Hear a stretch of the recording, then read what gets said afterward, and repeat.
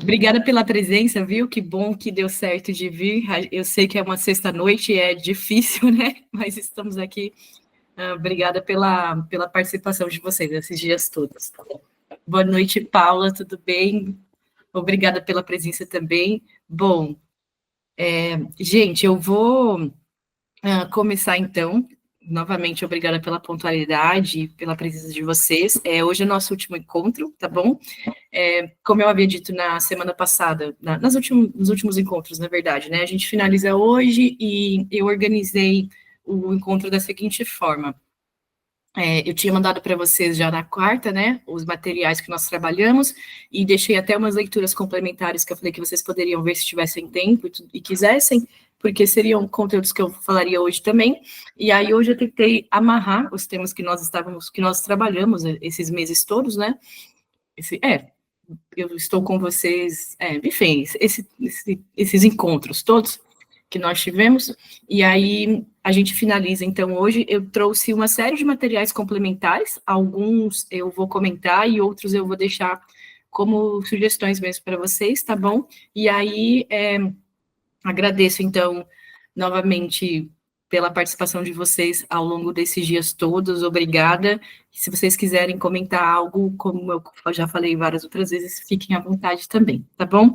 Eu já vou passar um informe, depois eu vou ter que repetir, caso entre outras pessoas, né? A coordenadora do curso, a Ana, ela pediu para avisar que será feito... que será encaminhado um formulário para avaliação dessa oficina, tá bom? Com várias perguntas para vocês, e aí esse formulário vai ser encaminhado no grupo, e aí se vocês puderem responder, ajuda muito, inclusive, né, para você ter ideia do alcance, de críticas, sugestões, análise, o que vocês gostaram ou não, o que poderia ser melhorado, até para se pensar em melhorias e mudanças para as próximas oficinas também, tá bom? Então, esse material vai ser encaminhado no grupo, se vocês puderem responder, é super, hiper importante para a gente também, tá? E eu acho que era isso. Então, agradeço novamente por esse tempo, né, que a gente passou em comum aqui em vários dias à noite. Eu sei que é difícil para várias pessoas, né? A gente já tem uma rotina super puxada e ainda se propor a fazer cursos e afins à noite é um desafio, então, obrigada novamente, tá bom? Eu espero de verdade que o curso tenha trazido contribuições e que vocês tenham gostado, e é isso. À medida do possível, estamos aí. Bom, deixei os meus contatos no material, de e-mail, tudo, vocês também têm meu contato no grupo, e qualquer coisa fiquem à vontade, tá bom? Obrigada mesmo. E, Paula, eu vi que você tinha mandado do grupo, né, que tem em Mogi das Cruzes, obrigada por mandar. Eu acho que essas iniciativas ajudam muito, ainda mais quando a gente se sente, não é perdido ou desorientado, mas quando a gente se sente muitas vezes sozinhos, né, pensando em alternativas ou como a gente pode trabalhar, mesmo que seja numa escala local, né, numa escala menor. Então, obrigada por mandar também, tá bom? Vou começar aqui, então, beleza? Qualquer coisa, me falem, tá? Então, seguinte, gente, na quarta-feira, eu tinha trazido para vocês processos de novas fontes de energia, baseei bastante da nossa aula nesse livro de biotecnologia, né, ambiente e desenvolvimento sustentável, e aí nós falamos sobre os tipos de combustíveis, sobretudo combustíveis fósseis, e nós falamos depois um pouco sobre fontes alternativas de energia, e foi bem legal, eu achei, né? Aí nós falamos eu falei sobre a China, sobre o desafio ambiental na China, e sobre como eles estão lidando com fontes alternativas de energia, e aí eu finalizei o nosso encontro, né, mostrando essas fotos que eu particularmente achei incríveis, elas são, né, dão uma dimensão para a gente, do tamanho enfim, das áreas que eles têm, né, em relação a energias, e aí eu terminei aqui e falei que hoje eu comentaria com vocês o caso do Brasil em relação a processos de fonte de energia. Eu fiz, obviamente, um resumo sobre isso, porque tem muitas coisas sobre fonte de energia no Brasil, né, e aí eu coloquei quais são as fontes que estão relacionadas com as nossas principais matrizes energéticas. Então, ao longo desses últimos encontros, a gente falou um pouco sobre isso, mas hoje eu concentrei, e aí, como eu disse para vocês há 5 minutinhos, coloquei um monte de materiais complementares, a minha ideia é pelo menos pincelar, né, que a gente comente sobre eles, e trouxe alguns vídeos também, eu coloquei 4 ou 5 vídeos, ok? E aí, obviamente, imagino que não vai dar tempo de passar, não dá para falar de todos eles, mas eu deixo aí para vocês, eu vou, assim que terminar essa aula, eu já coloco o PDF para vocês também lá no grupo, e aí quando vocês puderem, e que, caso queiram também, vocês assistem, tá bom? A Paula falou aqui, né?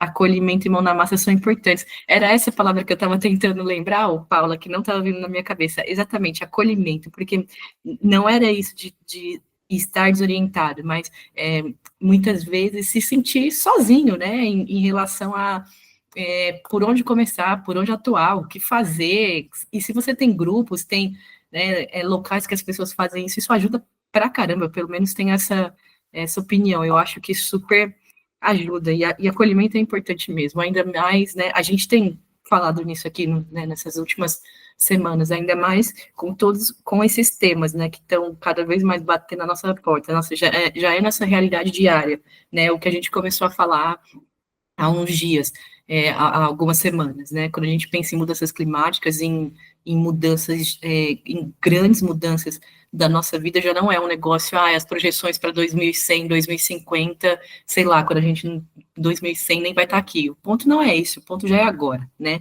Inclusive nos materiais complementares que eu trouxe para vocês, que eu vou deixar, né, é uma matéria falando sobre como a vida nas cidades, ela está relacionada com fontes de energias e emissão de gases poluentes e afins, mas como a vida das cidades estão se tornando cada vez mais quentes, e aquilo que eu já comentei em vários outros dias, né, que a gente, ano a ano, tem batido recordes de calor, né, e que provavelmente o ano passado, que foi o mais quente até agora, vai ser o mais frio que a gente teve daqui para frente.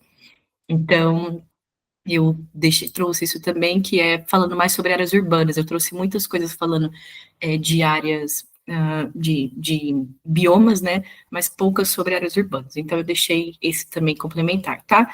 Então, eu só vou finalizar essa parte das fontes de energia e a gente vai para esses materiais complementares.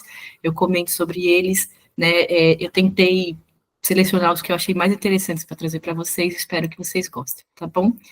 Bom, boa noite, William, quem mais foi entrando, tá? Então, vamos lá.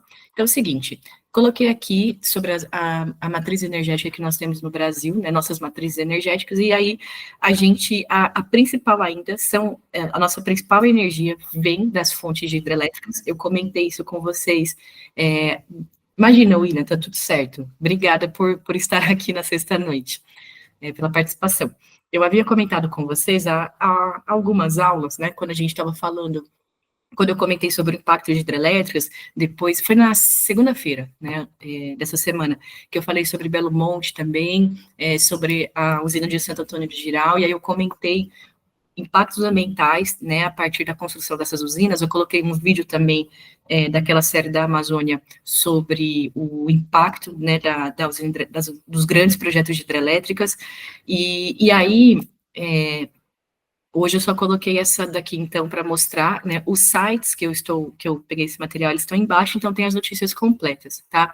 Então, 55% da matriz energética no Brasil, que a gente tem hoje, vem de usinas hidrelétricas, ela é predominante, já foi maior esse número, né? E a energia hidrelétrica, o processo de produção dela é considerado limpo, né, porque a fonte que a gente está utilizando é a água, porém, a cadeia de produção tem controvérsias, né? Controvérsias que eu também comentei com vocês.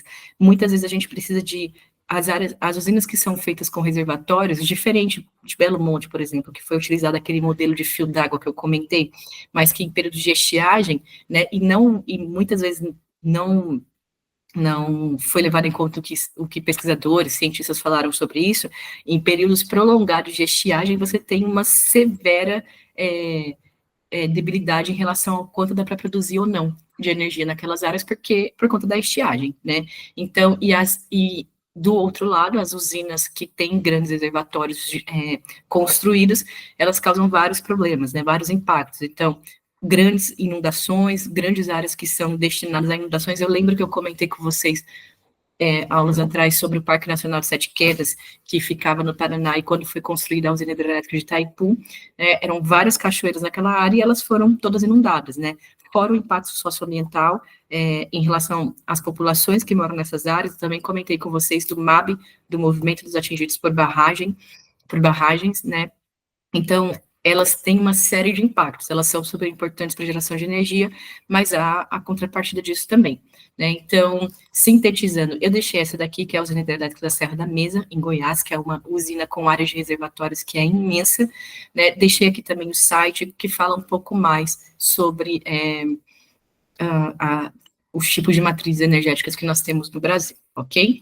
Daí, a outra que eu coloquei foi sobre a energia termoelétrica, que é a que a gente vem comentando desde segunda, que eu falei sobre a China, sobre o Reino Unido, que teve essa ação histórica de, após 140 anos de uso ininterrupto, né, de energia a partir das termoelétricas, o Reino Unido resolveu abolir, foi o primeiro país a abolir esse uso, nesse período todo. E aí, essa notícia saiu na segunda-feira, que foi dia 30 de setembro, e depois, na quarta, eu comentei com vocês sobre a China, que tem, eu mostrei o gráfico, inclusive, né, da dimensão que as termoelétricas têm na China, né, o quanto eles ainda utilizam energia das termoelétricas, então, que é gerada a partir do carvão. No Brasil, a gente, acho que eu já comentei isso também, mas eu não tenho certeza, então, se sim, desculpem, mas no Brasil, quando nós estamos em períodos de estiagem, né, em períodos de seca, ou regiões que não, enfim, que estão com as hidrelétricas com problemas de abastecimento, aí a gente utiliza as termoelétricas, né? Então, elas compõem quase um quarto da matriz energética do Brasil, então é um problema, porque a gente está falando de uma energia movida a carvão, que é muito poluente. As termoelétricas, elas têm vantagens de diferente das hidrelétricas que vocês veem que ocupam áreas gigantes, precisa de grandes reservatórios, ou estão em extensas áreas, né? E até fazendo um parênteses sobre isso. Muitos países, quando a gente pensa em Europa Ocidental, por exemplo, né, Japão, tem muitos países que eles não têm condições de ter hidrelétricas. A gente tem hidrelétricas no Brasil que, cara, seriam tamanho de territórios imensos, né? Países pequenos, com uma extensão territorial menor, não é nenhuma, não há como pensar nisso. Por isso, eu vou dar o exemplo da França, né? A França e o Japão, que são países que utilizam muita energia nuclear, né? Porque as usinas para energia nuclear, elas são muito menores, né? Você tem um material numa área condensada numa área extremamente compactado, numa área extremamente menor do que quando a gente pensa em usinas hidrelétricas, por exemplo. Tanto é que os maiores países produtores de usinas hidrelétricas são também países com grandes extensões territoriais. Então, o Brasil, o Canadá, a Rússia, a China, os Estados Unidos, né? São países que têm grandes extensões territoriais e aí investem em hidrelétricas, porque pensando em modelo sustentável é complicado, né? Há controvérsias. As termoelétricas, por outro lado, elas são construídas em áreas, muitas vezes em áreas próximas a áreas urbanas, né? Próximas como chama? Centros industriais, zonas industriais, na verdade. Então, elas têm essa função e são mais compactas, né, ocupam menos espaço, só que elas têm uma desvantagem gigantesca, que é a utilização do carvão, que é extremamente poluente, né, e até quando a gente tem a conta com a bandeira 1, é que está sendo utilizada a energia hidrelétrica, né, a bandeira 2 muitas vezes já é termoelétrica, a conta fica mais cara também, né, então aqui 23% da matriz energética constituída por termoelétricas. Este complexo Jorge Lacerda é o maior do Brasil, usa carvão, que não é renovável e polui, né, a gente já comentou, ele fica em Santa Catarina e é um complexo enorme de termoelétricas, ok? O site, caso vocês queiram acessar para ver mais sobre essas outras, tá, é sempre esse daqui, tá? O primeiro que eu coloquei, ok? Bom, e aí, sobre as energias renováveis, né? Então, nós temos no Brasil as 3 maiores fontes que compõem a matriz energética, que é a hídrica, que aí foi o que eu comentei com vocês, 55%. Ela é considerada uma energia renovável, embora a gente saiba que essa questão da cadeia de produção seja complicada, mas ela é renovável. A eólica, que compõe quase 15%, e a biomassa, 8,4%, né? Ainda é pouco, né, mas já a eólica, por exemplo, não dá mais para a gente falar que é incipiente, 1/5 é energia eólica, é bom isso.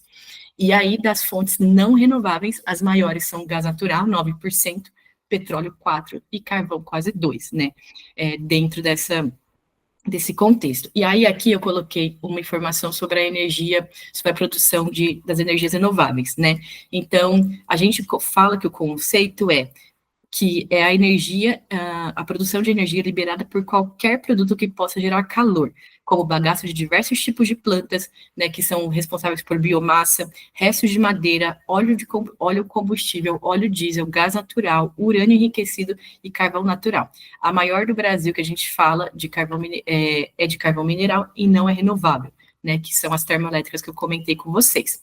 Aí aqui eu coloquei a um exemplo de um parque eólico, esse fica no Piauí, a gente falou bastante deles, né, anteontem, e aí eu comentei com vocês sobre o Rio Grande do Norte, que é considerada a capital dos ventos, a capital da vela no Brasil, e é o que mais tem produção de energia eólica, né, e aí esse no Piauí, e coloquei aqui os principais produtores da energia eólica no Brasil.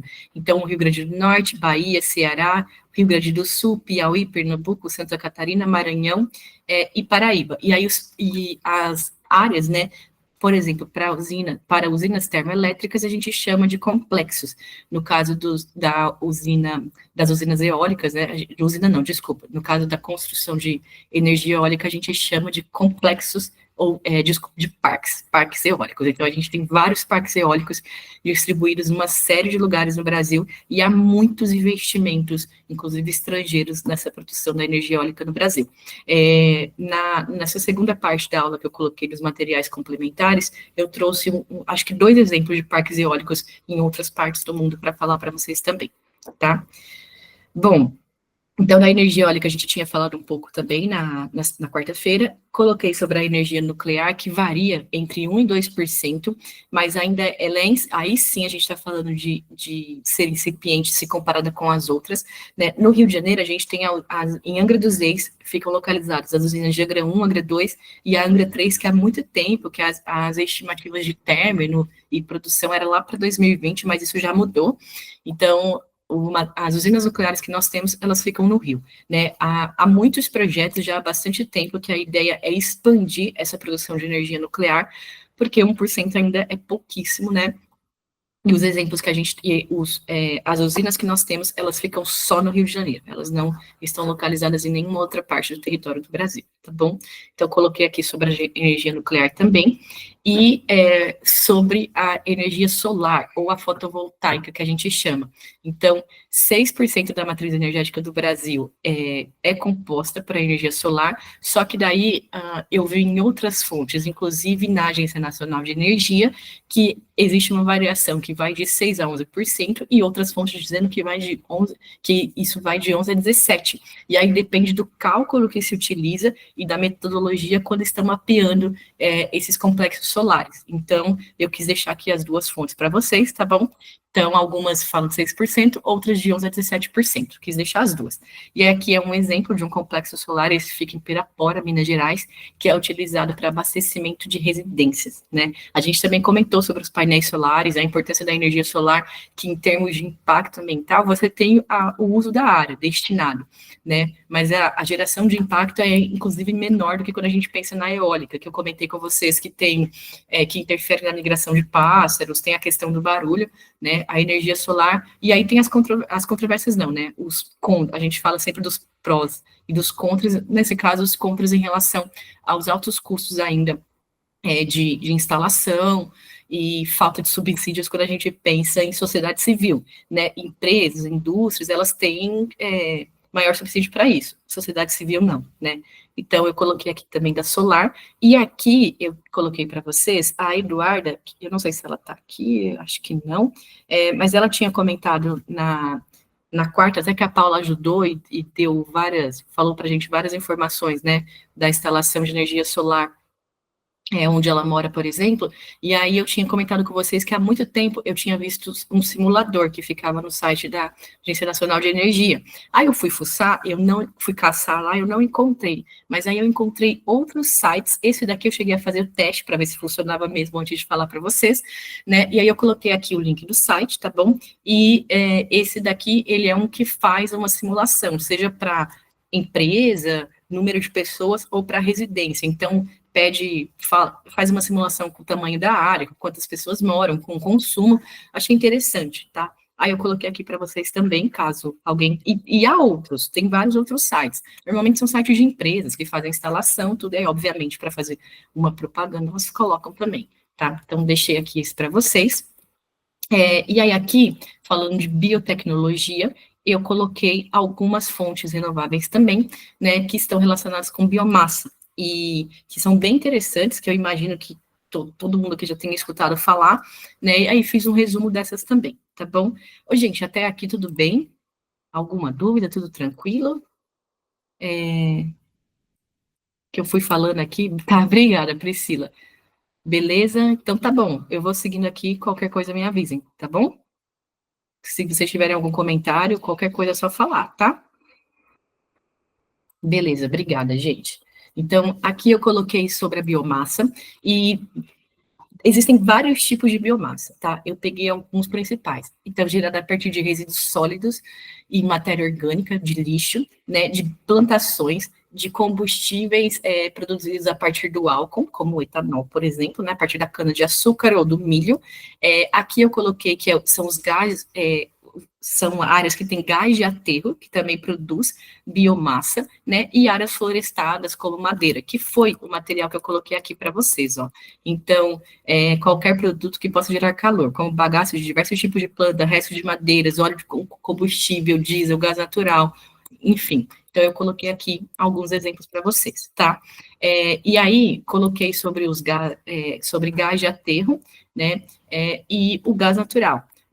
Isso aqui é só uma informação extra, tá? Da fonte que eu peguei desse livro de biotecnologia, falando que no caso de gás de aterro, 50% do metano que é produzido ali, né, ele consegue ser reaproveitado, na verdade, ser reutilizado e deixa de ter essa função poluente, o que é bem interessante, né? E aí quis colocar aqui também. Então, eu deixei alguns esqueminhas mostrando, né, sobre onde animais ficam, plantações, né, áreas que você tem muito nas áreas de agricultura irrigada, que você tem muitas perdas em relação à irrigação, né, e também de restos de alimentos, restos de comida que são perdidos, tudo isso, né, vai para um processo de digestores anaeróbicos, né, onde você tira o oxigênio, então muitas bactérias perdem a função nesse caso, elas não sobrevivem,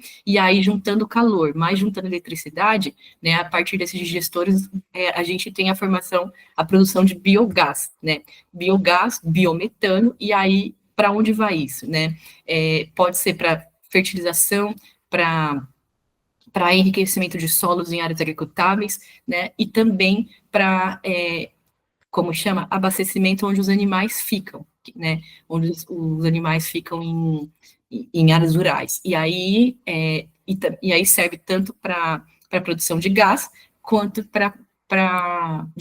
com abastecimento de gás, como para abastecimento de automóveis, né? Isso é um esqueminha, eu botei outros aqui falando, e aí aqui, onde os animais ficam, em muitas áreas, já há usinas que eles têm utilizado a biomassa justamente para áreas de aquecimento também, onde esses animais, eu não sei se o nome certo enfim, não deve ser só estábulo, tem outros nomes, mas onde esses animais ficam durante a criação, tá? Então, esse aqui é o esqueminha que pode ser gerado biogás, o biometano e utilização como gás de aterro e para automóveis também, né? Aí aqui eu coloquei outros dois exemplos da biomassa que ocorre em alguns países em desenvolvimento, como periféricos ou emergentes, né? E a diferença em países centrais. Quando a gente fala em países em desenvolvimento, ainda é feito numa pequena escala muitas vezes, né? Então, como pode ocorrer esse processo? A partir da eliminação de dejetos de animais, né? Dá para se obter combustível para aquecimento e uso na preparação de alimentos. E aí aqui tem um esqueminha, né? O primeiro, excremento de animais e restos de alimentos são misturados com água no alimentador do biodigestor, né? Depois, dentro desse biodigestor, a ação das bactérias decompõe o lixo, transformando em gás metano e adubo. Esse gás metano pode ser encanado para alimentar um gerador ou aquecedor, e aí gerar energia, e as sobras ainda servem como fertilizantes, né? E aqui o outro esqueminha disso. Então, esse mesmo esquema aqui mostrando nessa produção, né? Então, a decomposição anaeróbica do metano, e aí a geração do biogás, né? E esse carbono que seria mandado para a atmosfera, na verdade, ele é absorvido por plantas, né, a partir do processo de fotossíntese. É bem interessante. Isso aqui a gente está falando de uma pequena escala, né? Aí a gente tem, quando a gente pensa em larga escala, os países centrais, que daí já trabalham de uma outra forma. Mas esses biodigestores, eles são, o custo de instalação é mais baixo e para pequenas propriedades costuma ajudar, tá? Pequenas, do que pensando em larga escala, de grandes propriedades, por exemplo. Então, para pequenos agricultores, para agricultura familiar, de subsistência, é uma opção a ser considerada também. Né? E aí, pensando aqui em larga escala, eu coloquei o exemplo da Europa, da União Europeia, que trabalha também com biodigestores, e aí, aqui fala do processamento anaeróbio de resíduos municipais, agropecuários e industriais. Então, é muito maior, a gente já está falando em larga escala, muitos países que fazem parte, né, dentro da União Europeia, que tem uma mesma política, tem uma política em comum, né, uma política agrária em comum, eles utilizam esse processamento anaeróbio, esses biodigestores, em muitas áreas, né, para tratar esses resíduos, inclusive agropecuários e industriais. Então, é uma forma de reuso também, e é bem interessante, né? Só que aí requer muito mais investimentos. E aí, dessa área, eu coloquei aqui os exemplos mais específicos para vocês, né? Então, não vou comentar isso tudo, mas eu deixei aqui, caso vocês queiram ver depois com mais calma, né? Que falam o que dentro desses biodigestores existe o processo de hidrólise, de metanogênese, e aí os resíduos daqui, né, tem uma cadeia do que vai acontecer. Então, a temperatura, o pH, os nutrientes que estão envolvidos, isso vira uma lama digerida, depois ocorre a liberação de gás carbônico, né, e metano, então ocorre a liberação entre 30% e 40% desse gás carbônico e quase 70% do metano, que é ótimo, né, que a gente tem que pensar que seria um material que seria devolvido em forma de poluentes, né, e aí, entre outros gases. E aí ocorre a produção de vapor, a eletricidade e calor, e aí a gente vai para um processo de pós-processamento, né, que é a eliminação de quase 100% do dióxido de carbono, do enxofre e da água. Então, essa eliminação do dióxido de carbono é importante, porque aí, novamente, a gente está falando da geração de uma energia, né, que é mais do que uma forma de reuso, ela consegue ser reaproveitada, ela pode abastecer, como vocês viram aqui, né, a partir de resíduos municipais, agropecuários, industriais, que seriam todos, num primeiro momento, muitas vezes despejados ou muitas vezes colocados em natura, né, sem tratamento, e podendo poluir vários ambientes, eles são agora tratados. Isso é bem interessante, né? Então, aí coloquei também o esqueminha. O gás natural predomina metano, mas ainda assim você tem uma redução dessa emissão que seria, né, iria para a atmosfera. O gás encanado dos apartamentos, muitas vezes ele é feito por esse processo também, né?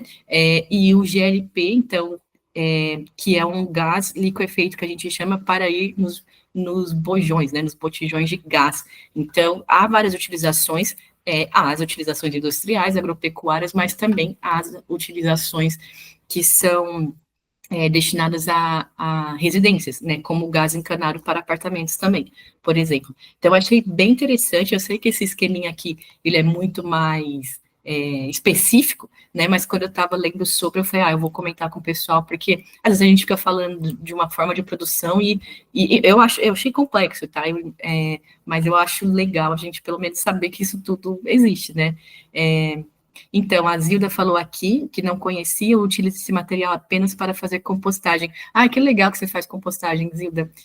Eu não sei se você mora, se você faz em área rural, em área urbana, mas a compostagem ela é um desafio muito grande, ainda pelo menos que eu escuto, né, de amigos biólogos que trabalham com isso. Nas áreas urbanas, eu tenho vários amigos que fazem compostagem num apartamento de 50 metros, né, e conseguem, mas ainda tem mitos, né, que é muito difícil, que não dá para instalar, e na verdade não enfim, né, em área rural é diferente mesmo, né? Mas que legal que você utiliza para fazer compostagem. E é isso, gente. Tem da biomassa tem uma série de processos que envolvem, né, a geração de energia a partir da biomassa. Eles são muito interessantes, né? Nesse processo que eu estava pesquisando para organizar esse material para vocês, eu vi um muito legal que ocorre na Espanha, né, no sul da Espanha, na parte mediterrânea, onde eles têm muitas áreas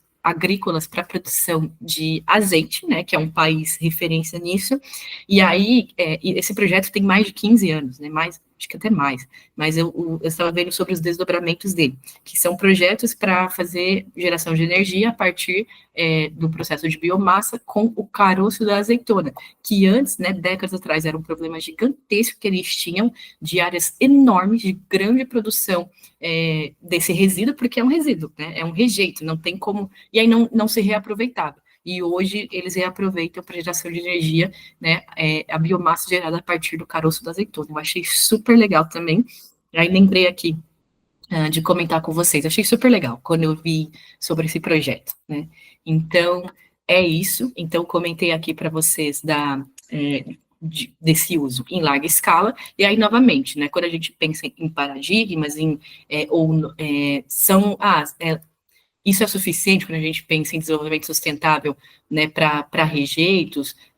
Eu penso no caso do milho, por exemplo, da cana, né, do bagaço de cana, que a gente tem uma quantidade absurda de material gerado, né, e a biomassa, esses biodigestores, esse processo é uma alternativa a esse monte de rejeitos, né, que não teriam um fim específico, a não ser poluição. E no Brasil a gente tem muito isso, né? Então eu achei bem interessante também, tá? E aí eu coloquei aqui também, isso aqui eu tinha comentado com vocês, sobre a FAPESP, que é uma revista de divulgação científica bem legal também, e eu tinha comentado, deixei lá no PDF, sobre o combustível para o futuro, né, que o Brasil está na rota do hidrogênio sustentável, aí deixei aqui o link inteiro da revista, caso vocês queiram ver, baixar, né, e aí eu coloquei algumas partes, tá, falando sobre isso. Esse projeto é muito legal, a reportagem é gigante, mas eu quis só deixar algumas partes para comentar com vocês. Então, ele é considerado um combustível renovável e limpo, né? E o Brasil está entre os países mais bem posicionados nessa produção em larga escala, o que é legal para a gente também, de hidrogênio de baixa emissão de carbono, né? Então, é um combustível com alto poder calorífico, ou seja, né, apontado com um importante vetor para a nossa transição energética. Aquilo que a gente está comentando desde segunda, né, para uma transição energética mais limpa, né, e aí esse estudo identificou diversas fontes e rotas tecnológicas para a produção de hidrogênio de baixo carbono, considerado por muitos especialistas o combustível do futuro, por sua capacidade de auxiliar na descarbonização do planeta, né, e é esperado que esse combustível possa ser utilizado em vários setores da economia, setores de transportes, indústrias intensivas de energia, que são indústrias poluentes, né, metalúrgicas, siderúrgicas, são bem poluentes, cimenteiras, os combustíveis fósseis, aí fala novamente que eles são responsáveis pelo gás de efeito estufa, e que a ideia, né, é trabalhar com uma descarbonização. Fala que nós temos abundância de fontes renováveis no Brasil, como a energia eólica e solar, que a gente acabou de comentar, né, que são essenciais para a produção desse hidrogênio sustentável, e existe um mercado organizado, competitivo, dinâmico, e vários parques para a produção dessa energia a partir do hidrogênio, né? Então, esse hidrogênio natural, eu coloquei aqui um esqueminha, né, que aparece na revista falando de como ele é produzido, desse projeto piloto que é feito na Universidade de São Paulo. Então, primeiro a cana-de-açúcar, né, que é a matéria-prima, ela é colhida na lavoura e levada para uma usina, onde é destilada, dando origem ao álcool como combustível, que a gente já conhece, né, o etanol. E aí, na usina de reforma a vapor, o etanol é misturado em água em um reator, submetidos a uma pressão e a uma temperatura de mais de 800 graus, né, as substâncias reagem formando hidrogênio. Então, o processo gera dióxido de carbono, mas como vem da cana, é considerado biogênico, né, de origem não fóssil. Então, a gente não está falando de emissão de combustível fóssil. E aí, o gás é comprimido, estocado em tanques, e aí ele consegue abastecer até 4 veículos elétricos, né? Numa segunda fase, o projeto será aplicado em usinas industriais. Então, esse aqui foi o projeto piloto. Eu coloquei aqui também para vocês o mapa da produção. Então, tem vários estados no Brasil utilizando, né? Daí fala aqui de Goiás, que está utilizando na usina hidrelétrica de Itumbiara, conseguiu produzir quase 1,5 tonelada este ano, né, desse hidrogênio. Cadê?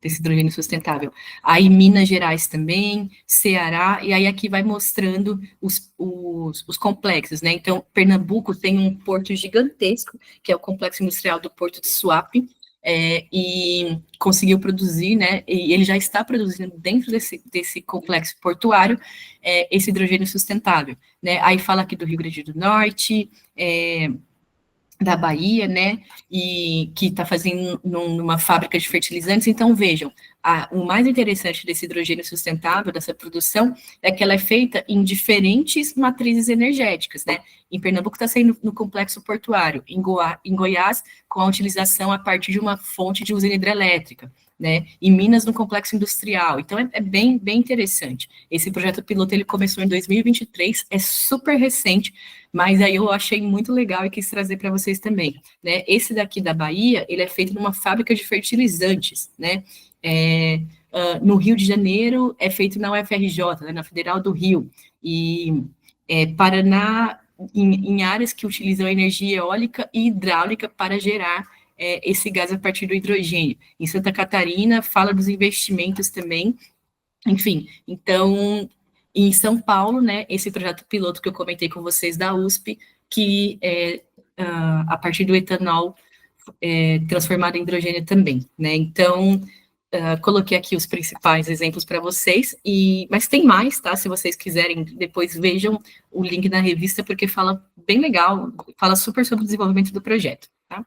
Aí aqui, coloquei o exemplo do carro da Toyota preparado para rodar com hidrogênio gerado com álcool combustível, né? E aqui o lançamento que aconteceu em 2015. Então, um dos primeiros carros movidos a hidrogênio. Esse projeto de 2015, ele foi, quando eu estava ali na reportagem, eu vi que em 1966 a Toyota já havia lançado um primeiro projeto, né? E aí, mas só em 2015 oficialmente é que a gente teve esse, do primeiro carro. Eu coloquei aqui os contras também, né? Porque, como eu disse, vocês viram no início da reportagem falando muito bem sobre, mas eu coloquei os contras em relação a isso, que ainda é uma tecnologia muito cara, poucos postos para abastecimento e mais caro do que os carros elétricos.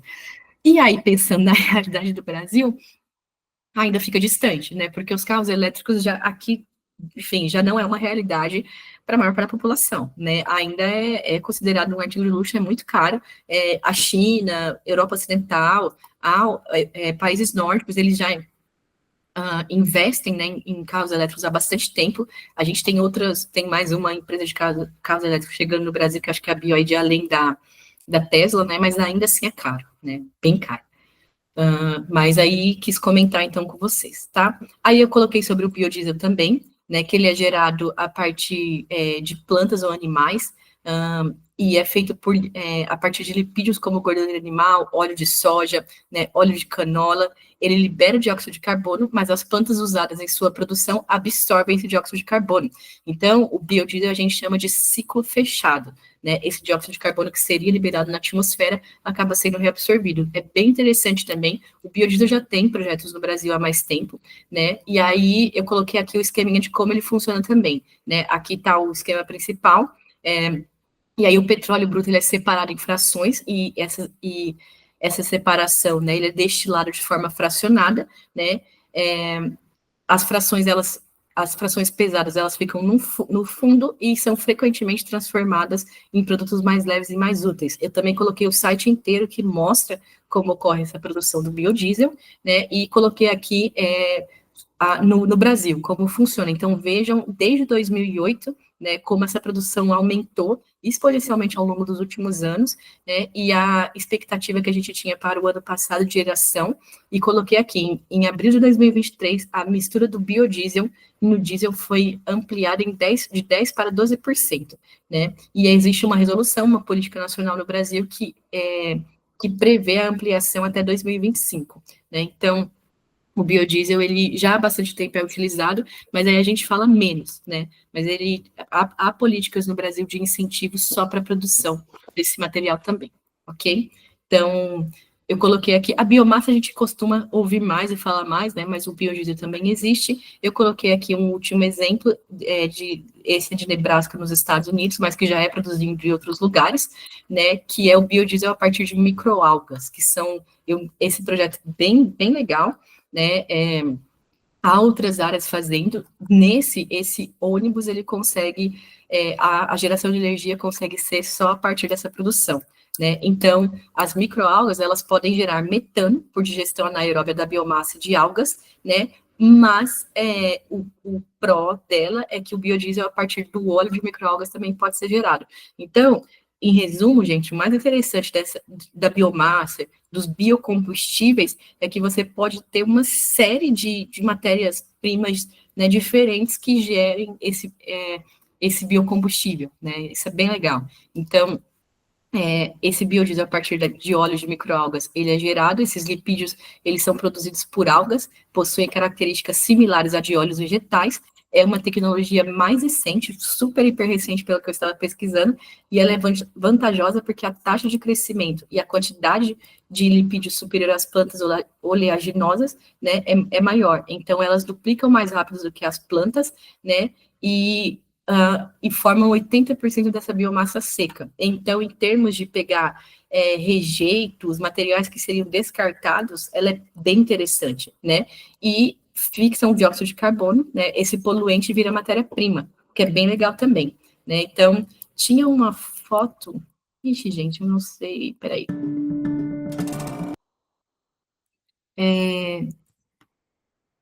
Puxa, tudo bem. Eu tinha. Ah, mas no material que eu mandei em PDF para você está lá. Tinha uma foto maior de uma área de uma área maior com complexo dessas microalgas. Enfim, ela não está aqui, aconteceu alguma coisa. Era só uma foto, mas tudo bem, tá? Mas então eu quis trazer esse último exemplo para vocês, porque, novamente, como a gente está falando aí de novas alternativas, né, de biocombustíveis, de bioenergia, eu achei essa bem legal e quis trazer também, tá bom? Então, gente, dessa parte de energias alternativas, bioenergias, biocombustíveis, eu fiz esse apanhado, como eu comentei no início da aula, deixei todos os sites e links, caso vocês queiram ver mais, porque aqui a gente está fazendo um apanhado mesmo, né, eu não estou me aprofundando super em nenhuma delas, tá bom? Mas fica aí as sugestões desse material para vocês. Vocês têm algum outro comentário sobre essa parte que a gente falou dessas fontes de energia, de biocombustíveis? Tudo bem? Alguma dúvida? Tudo tranquilo?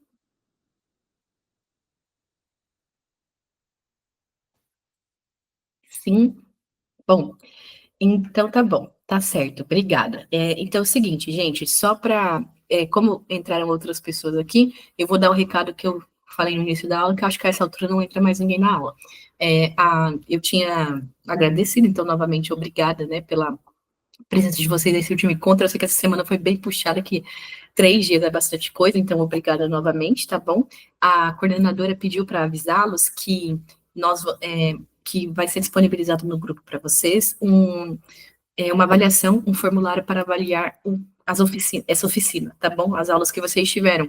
E aí, se vocês puderem, por favor, fazer a avaliação, ajuda bastante, tá? Até para avaliação, enfim, para fazer o fechamento do curso, né? E o balanço do que precisa melhorar, do que pode mudar, enfim, do que deu certo. Então, se vocês puderem, tá bom? Ela vai mandar lá no grupo para vocês, e aí fica lá disponível, tá? Bom, se vocês tiverem algum comentário, então, dessa parte, me falem, tá bom? Então, é isso. Resumidamente, eu quis trazer o que nós temos de novas fontes de energia e como elas estão sendo utilizadas e processadas, porque isso é super importante que se a gente está falando, né, de atenuantes ou de alternativas aos modelos de produção tradicional que nós temos, né, e da geração de problemas que eles causam em relação a gases poluentes, algumas foram contempladas aqui, tá bom? E aí, para finalizar o nosso encontro, essa oficina, eu deixei materiais complementares sobre os novos paradigmas ambientais que a gente tem falado, né, enfim, desde essas últimas semanas, tá?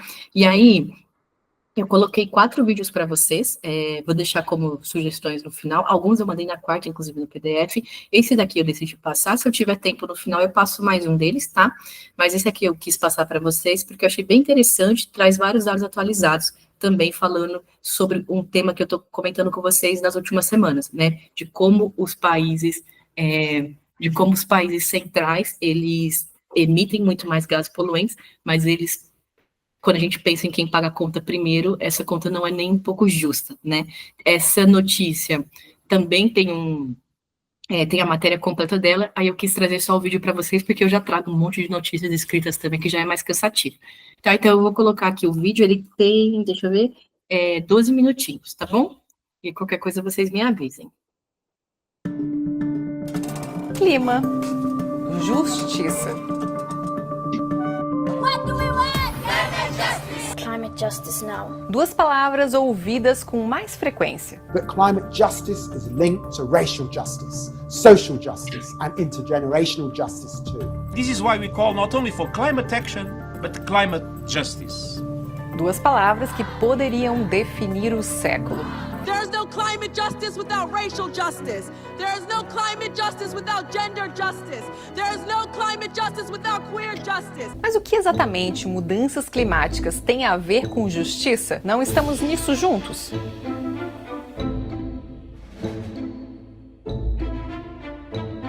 Para entender o conceito de justiça climática, precisamos entender a injustiça, quem causa o problema e a quem ele mais afeta.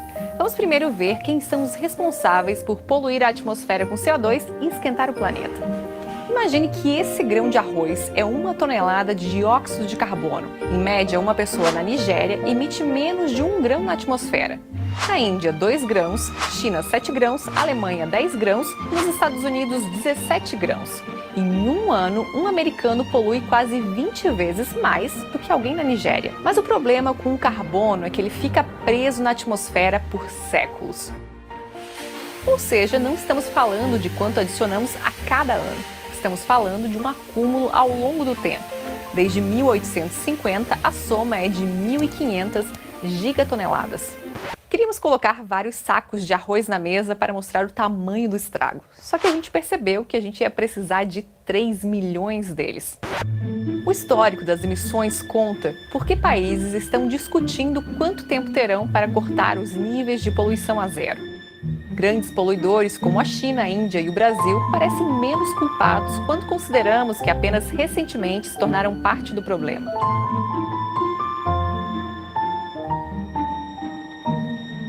The tendency is to quote the annual emissions, but that doesn't tell us anything about, why we are in the current mess. Prakash Kashvan é um cientista político que estuda a justiça climática.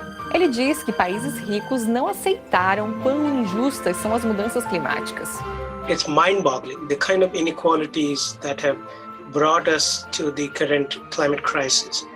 They're unbelievable and they aren't talked about enough. Em 2020, pesquisadores calcularam a responsabilidade de cada país no aumento dos níveis de CO2 para além dos limites seguros ultrapassados em 1990. O estudo levou em consideração a população e a quantidade de emissões ao longo da história, incluindo aquelas que cruzaram as fronteiras em forma de bens comercializados.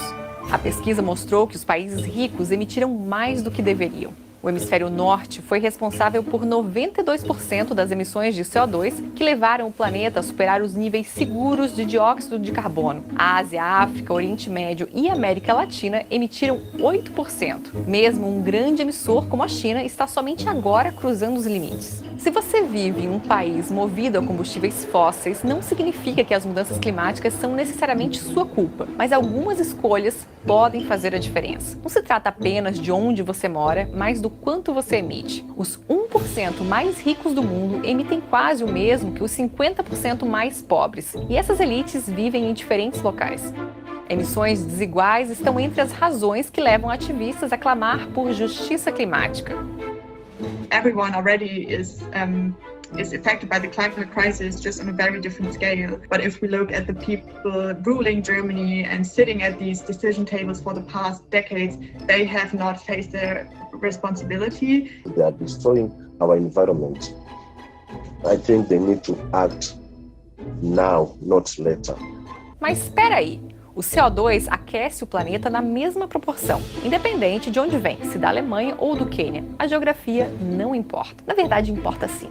A segunda parte da injustiça climática é que, embora os países mais pobres tenham sido os menos responsáveis pelas mudanças climáticas, eles são os mais prejudicados. As ondas de calor estão se tornando mais insuportáveis em toda a África, onde as secas têm afetado mais as colheitas. Também há as tempestades. Ar quente significa que furacões e tufões ficam mais poderosos e liberam mais chuva e ventos fortes nos trópicos. Em 2050, o nível do mar terá subido tanto que inundações que costumavam ocorrer somente uma vez no século vão atingir várias cidades costeiras anualmente.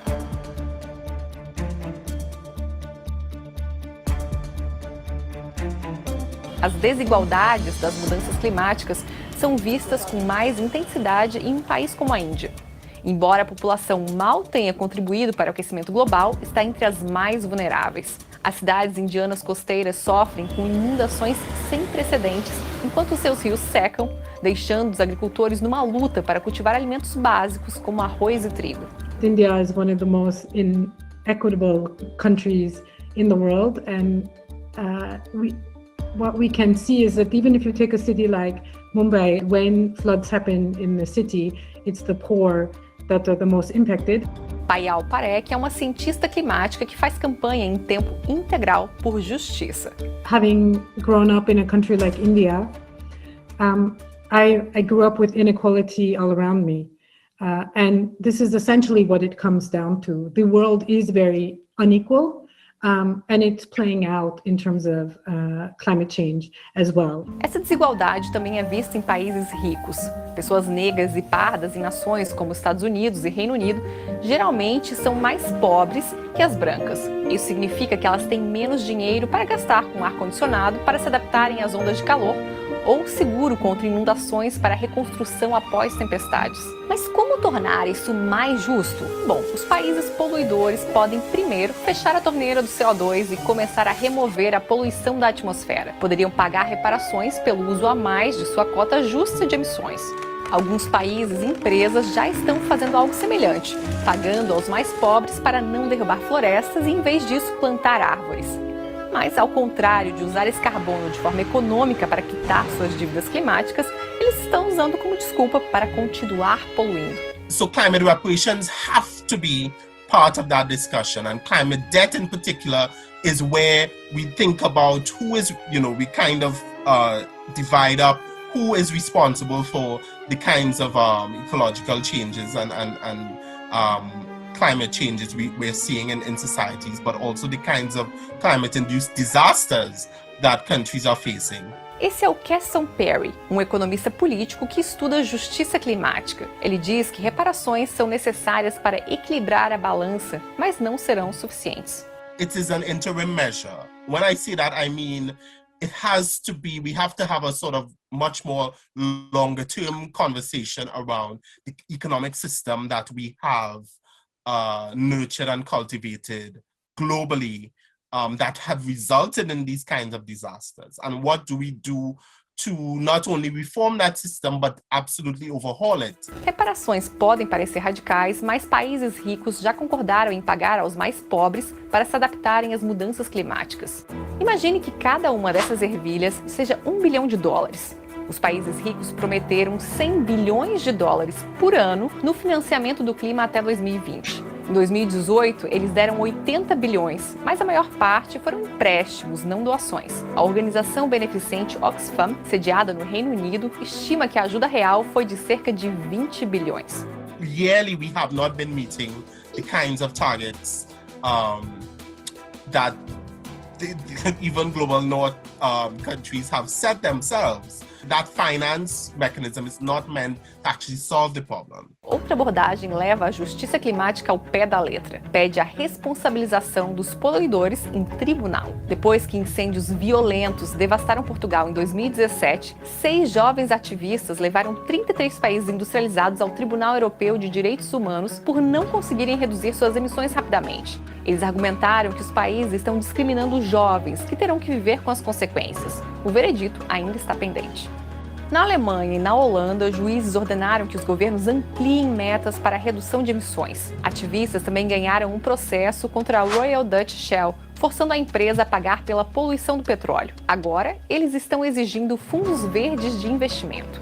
So the basic legal argument for assigning responsibility is your contribution to the problem. So how much do you emit? How much do you contribute to climate change, greenhouse gas emissions? And what is the possibility for contributing to the solution? Os réus argumentam que os tribunais nacionais não têm o direito de decidir sobre o clima porque as emissões e seus impactos são globais. Mas uma nova geração de ativistas está lutando para que eles acabem responsabilizados e que a justiça climática seja feita. Gostou desse vídeo? Assine o nosso canal e receba um aviso sempre que postarmos um Bom, gente, então, vídeo clima, justiça.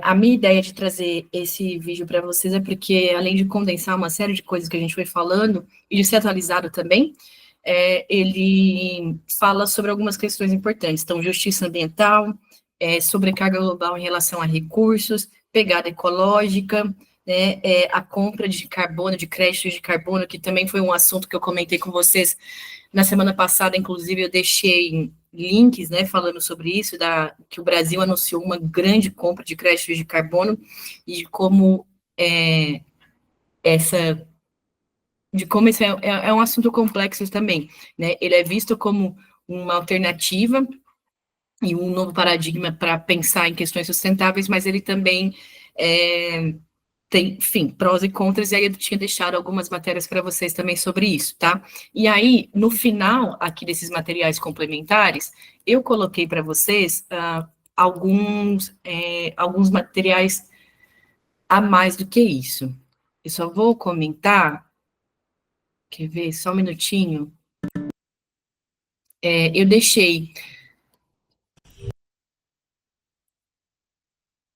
Peraí... Aqui. Eu deixei esses daqui falando sobre mais pelo fechamento do tema mesmo. Então, depois, se vocês quiserem, eu vou mandar em PDF de qualquer forma, se vocês quiserem, vocês podem acessar os sites para ver. Então, eu coloquei sobre esse daqui, essa notícia de refugiados climáticos, né? Isso ainda relacionado com esse vídeo que vocês acabaram de ver, né? Que 17 milhões de pessoas na América Latina poderão ser forçadas a migrarem até 2050, né? Esse foi um relatório do Banco Mundial dizendo que quase 220 milhões de pessoas poderão ter que deixar suas regiões por causa de alterações climáticas. Então, a gente tem vários tipos de refugiados, né? Refugiados políticos, requerentes de asilo, deslocados internos, deslocados, os imigrantes, né? E a gente tem, quando a gente pensa em refugiados, né, a gente está falando de pessoas que são obrigadas a migrar por alguma situação, né, que ou você migra ou você morre, né? E quando a gente pensa nas situações, nas condições nefastas que já ocorrem para que essas pessoas migrem, a gente sabe que para elas saírem dos lugares que elas estão, como, por exemplo, guerras, mudanças climáticas, né, fome, guerras civis, são só alguns exemplos. Se elas já estão em condições muito miseráveis e nefastas aonde moram, e ainda assim vão passar por condições muito difíceis de migração, mas ainda é visto como uma última saída, é algo muito importante para a gente entender isso, né, que essas pessoas, mesmo com risco de morte, ou elas saem, ou provavelmente elas vão morrer onde elas estão, né. Então eu deixei essa notícia sobre refugiados climáticos, e aqui mostra, né, as regiões ao todo o mundo, enfim, as principais regiões que poderiam ter esses 220 milhões de refugiados até 2050, né, nas próximas décadas. Então, mostra, a gente tem da América Latina, continente africano, né, África subsaariana e a parte que a gente fala da África do Norte, da região do Maghreb, Europa Oriental e Ásia Central, leste europeu e Ásia Central, enfim, Índia e leste do Pacífico, que aí são, a gente está falando daquelas regiões também que eu mostrei sobre as ilhas para vocês, né, então, tem a notícia completa aqui, caso vocês queiram ver, tá bom? Eu deixei outro site, que é do Acnur, da agência da ONU para o Alto Comissariado da ONU para Refugiados. Então, normalmente, quando eu estou procurando dados sobre refugiados, deslocados internos, requerentes de asilo, o Brasil está com muitos dados de requerentes de asilo, a gente tem visto muitas notícias sobre isso, né, de grupos que estão dormindo dentro de aeroportos, por exemplo, porque eles não estão repatriados aqui, então eles não podem sair, e aí essa Acnur, ela coloca dados sempre recentes, né, sobre os refugiados. Então, aqui fala, até o final de 2023, estima-se que 117 milhões de pessoas em todo o mundo foram deslocados à força devido a perseguições, conflitos, violência, violação de direitos humanos e eventos que perturbaram seriamente a ordem política. Com base nesses dados, né, estima-se que o deslocamento forçado continua a aumentar nos primeiros meses de 2024, e é provável que até o final deste ano ultrapasse 120 milhões, né? Então, coloquei só aqui o print da tela para vocês, aqui o link, caso vocês queiram ver, esse site é bem interessante. Coloquei aqui uma outra notícia também, né? Quem são os refugiados ambientais? Essa notícia, ela saiu em março do ano passado, mas eu achei muito atualizada, ela traz faz um panorama mesmo dos refugiados ambientais, né, no Brasil, achei bem legal. Então, quer dizer, não o teor da notícia, mas os infográficos, os materiais que ela traz, então deixei aqui a sugestão para vocês também, tá? E essa daqui eu peguei do relatório de tendências globais de 2023, esses relatórios que eles são feitos também pela ONU, eles trazem as tendências globais sobre várias áreas, então política, economia, geopolítica, meio ambiente, e aí aqui fala também, deslocados forçados no mundo chegou ao nível mais alto em 10 anos, o número de pessoas que abandonaram suas casas, né, em milhões, ele já em 2023 ultrapassou a década em relação a outros períodos, e aí fala aqui sobre os refugiados palestinos, outras pessoas buscando proteção internacional, solicitantes de asilo, refugiados sob a custódia da Acnur, deslocados internamente. Os deslocados internamente, vou dar alguns exemplos, né? A Síria, a Colômbia ela tem cerca de 4 milhões de deslocados internos, né? Fugindo por, como chama? Por questões de reforma agrária e conflitos fundiários. Então, os deslocados internos são pessoas... A América Central, né, a gente tem vários países deslocados internos, como Honduras, Guatemala, Nicarágua, El Salvador, Belize, que são pessoas que estão fugindo da violência, sobretudo violência urbana, né, e violência por conta do tráfico, e não conseguem sair dos seus próprios países. Então, é como se elas fossem um refugiado, mas o refugiado é quando ele sai do país, né? Aí a gente chama de deslocado interno, que acontece dentro do próprio país. Então, deixei essa outra notícia também. Essa daqui, ela é bem grande, ela traz muitos dados interessantes desse relatório de tendências globais do ano passado, tá? Eu só não botei inteira, porque aí, enfim, era muito print, ocupa muito espaço, mas se vocês quiserem, aqui tá a fonte, eu achei bem interessante também, tá bom? E aí, eu vou comentar, eu já quis mostrar essas notícias para vocês, porque elas estão relacionadas com esse vídeo que eu mostrei sobre justiça ambiental, né, e esses temas todos que a gente vem discutindo esse tempo todo. Então, eu já quis deixar aqui os prints das notícias para vocês, tá? Antes de finalizar a aula. E aí, coloquei aqui alguns materiais, não sei se é que dá para falar assim, né, um pouco mais... com projeções um pouco melhores nesse sentido, né, desses assuntos todos que a gente vem falando, tá? Então, eu peguei... exemplos, né, peguei exemplos de projetos sustentáveis que a gente tem no mundo e no Brasil também. Eu já tinha mostrado alguns para vocês, quando a gente comentou de agroecologia há algumas aulas, eu até trouxe um vídeo de outro projeto de agroecologia aplicado para uma escola, que eu tinha mostrado 2 para vocês de hortas urbanas, e também aquele projeto de reflorestamento do Sebastião Salgado, que ele tem feito no Cerrado. Isso eu acho que deve fazer umas 2 semanas, mas eu trouxe um outro também, e também está naquele material em PDF que eu mostrei para vocês. E aí aqui eu fiz um compilado de alguns projetos sustentáveis, né, e que não estão relacionados só à questão energética, porque até então vários que eu comentei aqui com vocês estão relacionados a novas fontes de energias, biocombustíveis, bioenergias, e esses não necessariamente, tá? Então, as premissas em comum que tem desses projetos, vários deles eu peguei no site da ONU também falando sobre, na parte sobre as ODS, né, os Objetivos do Desenvolvimento Sustentável, que a gente tem discutido já há algum tempo também, e também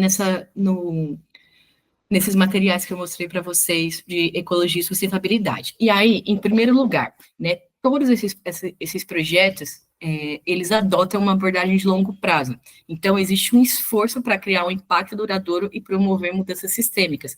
Muitos projetos, quando a gente fala em desenvolvimento sustentável, eles têm uma série de desafios. Quando a gente pensa em projetos menores, com baixo financiamento, ou numa escala menor, né, que precisa de muito engajamento, mas que muitas vezes falta financiamento, e aí, ao longo do tempo, esses projetos acabam morrendo, e não porque as pessoas não quiseram desenvolver, né, mas porque falta recursos. E aí, eu lembro para vocês, novamente, o caso das áreas protegidas, das unidades de conservação que a gente vem conversando aqui faz um tempo, né, que as unidades de conservação, elas têm estratégias de manejo, existem metodologias científicas incríveis sobre melhores estratégias de manejo, né, e uso de recursos naturais e coabitação, coexistências com as populações tradicionais que moram nessas áreas, mas muitas vezes falta dinheiro, falta recursos, falta pessoal, né? Vamos pensar no próprio Instituto Chico Mendes, né, o ICMBio e o próprio IBAMA, que faltam recursos materiais muitas vezes. Então, as premissas desses projetos é que eles focam no longo prazo, né, e a ideia é criar um impacto duradouro. Esses projetos também enfatizam a cooperação entre diferentes setores da sociedade, então inclui governos, ONGs, empresas, comunidades locais, que são super importantes, né? E essa cooperação ela é considerada essencial para a implementação efetiva de soluções sustentáveis. Outro aspecto notável é a preocupação com a conservação da biodiversidade e dos ecossistemas, né, dessas áreas. Então, e aí eu também coloquei no final, acho que vocês viram aqui eu passando os slides, eu deixei materiais complementares daquele livro de ecologia e sustentabilidade, que foi o que eu comecei, né, foi o livro que eu me apresentei a vocês, e estou finalizando com ele também, né, que fala muito sobre isso, sobre conservação biológica, sobre a preservação da biodiversidade e dos ecossistemas naturais. Então, esses projetos também têm esse critério em comum, e aí eu tentei agrupar projetos com critérios em comuns, né, que é mais interessante. Muitos dos projetos mencionados visam proteger áreas ecologicamente importantes, promover a restauração de ecossistemas degradados e garantir a sobrevivência de espécies ameaçadas de extinção, né, e aí são critérios também que entram naquela categoria da criação de unidades de conservação, de áreas protegidas e critérios de conservação biológica, que a gente comentou faz um tempão, né? Essa abordagem reconhece a interdependência entre os seres humanos e o meio ambiente e procura promover o equilíbrio e a harmonia entre os dois. É que a gente está falando dos termos de desenvolvimento sustentáveis. Os projetos podem gerar benefícios socioeconômicos significativos, criam oportunidades de emprego, promovem o desenvolvimento sustentável de comunidades locais e a consciência ambiental. E aí, antes de começar, eu lembro a vocês de novo de um grande projeto, de grandes projetos de desenvolvimento sustentável que a gente tem no Brasil, que estão na região amazônica, né, que eles não são de hoje. Quando eu comentei do legado do Chico Mendes, há 30 anos, a gente já tinha um marco histórico, né, dos seringais e de projetos de desenvolvimento sustentável que envolvem as comunidades tradicionais. Então, eu só estou voltando nisso porque para lembrá-los que desde o primeiro dia eu estou comentando sobre as populações tradicionais da Amazônia e como elas há muito tempo, né, já estão à frente nesse sentido também, né, falando de Brasil, ok? Bom, então, vou comentar aqui com vocês alguns, tá bom? Qualquer comentário, qualquer coisa, fiquem à vontade. Eu peguei esse daqui, desse Parque Eólico do Mar do Norte, que fica na Alemanha, né? Ele é um dos maiores projetos de energia renovável no mundo e é composto por usinas eólicas offshore, né? O projeto visa aproveitar constantes brisas do mar para gerar energia limpa e sustentável. Como eu foquei aqui em falar das energias limpas no Brasil, mas eu tinha comentado com vocês na quarta, eu não coloquei outras, mas a gente tem outras fontes, como a energia geotérmica que eu comentei que a Islândia faz, que outros países também, né, a energia gerada a partir das ondas, né, então nós temos outras fontes de energia, né, que entram nas bioenergias também, que são bem interessantes, né. Esse projeto, eu estava olhando porque ele é considerado tão inovador, porque são áreas, eles trabalham muito com otimização de territórios, né, são áreas imensas, e a ideia era causar um impacto de implantação, o menor impacto de implantação possível. Então, isso também, quando esses projetos de desenvolvimento sustentável, né, pensando nessa questão de novos paradigmas ambientais, eles são implantados ou eles são avaliados, essa questão do impacto que eles vão gerar é muito importante também, né? Então, esses parques eólicos não apenas reduzem a dependência de combustíveis fósseis, mas também contribuem significativamente para a redução de emissão de gases de efeito estufa, tá? E aí, gente, tem o link, se vocês quiserem ver sobre os projetos inteiros, tem até alguns vídeos sobre, aqui eu coloquei o resumo das notícias sobre eles, tá? Esse segundo, que chama Ocean Cleanup, na Holanda, é de uma organização que desenvolveu um sistema para remover plástico e lixo do oceano, e eu também vi recentemente vários projetos interessantes disso, desenvolvidos no Brasil, né, por universidades públicas, e pesquisadores e estudantes que estão trabalhando, né, com novas formas de tecnologia para remover microplástico e materiais particulados, mas não dos oceanos, mas de áreas de rios poluídos no Brasil e de rios urbanos, inclusive. Exemplo, Rio Pinheiros e Rio Tietê. Achei super legal também, né? E aí, quando eu vi esse daqui, lembrei desse outro para comentar com vocês, né? Então, o objetivo desse esforço é liberar os resíduos plásticos de vastas áreas, as chamadas ilhas de lixos, com a ajuda de barreiras flutuantes. E lembrei também, para comentar com vocês, de uma reportagem que eu vi na BBC, ela tem uns 2 anos, mas ainda tá, enfim, no ar, que eu olhei recentemente, que falava, se eu não me engano, o título era Triste Farsa, sobre... É um mini documentário, né, sobre a questão da reciclagem no mundo, e que mostrava a quantidade de ilhas que a gente tem, que são consideradas ilhas de lixo, né, áreas totalmente inabitáveis, ou zonas mortas, que a gente chama, mas aí não são as zonas mortas, as zonas costeiras de praia, né, são zonas mortas só por conta de materiais particulados e resíduos plásticos, né.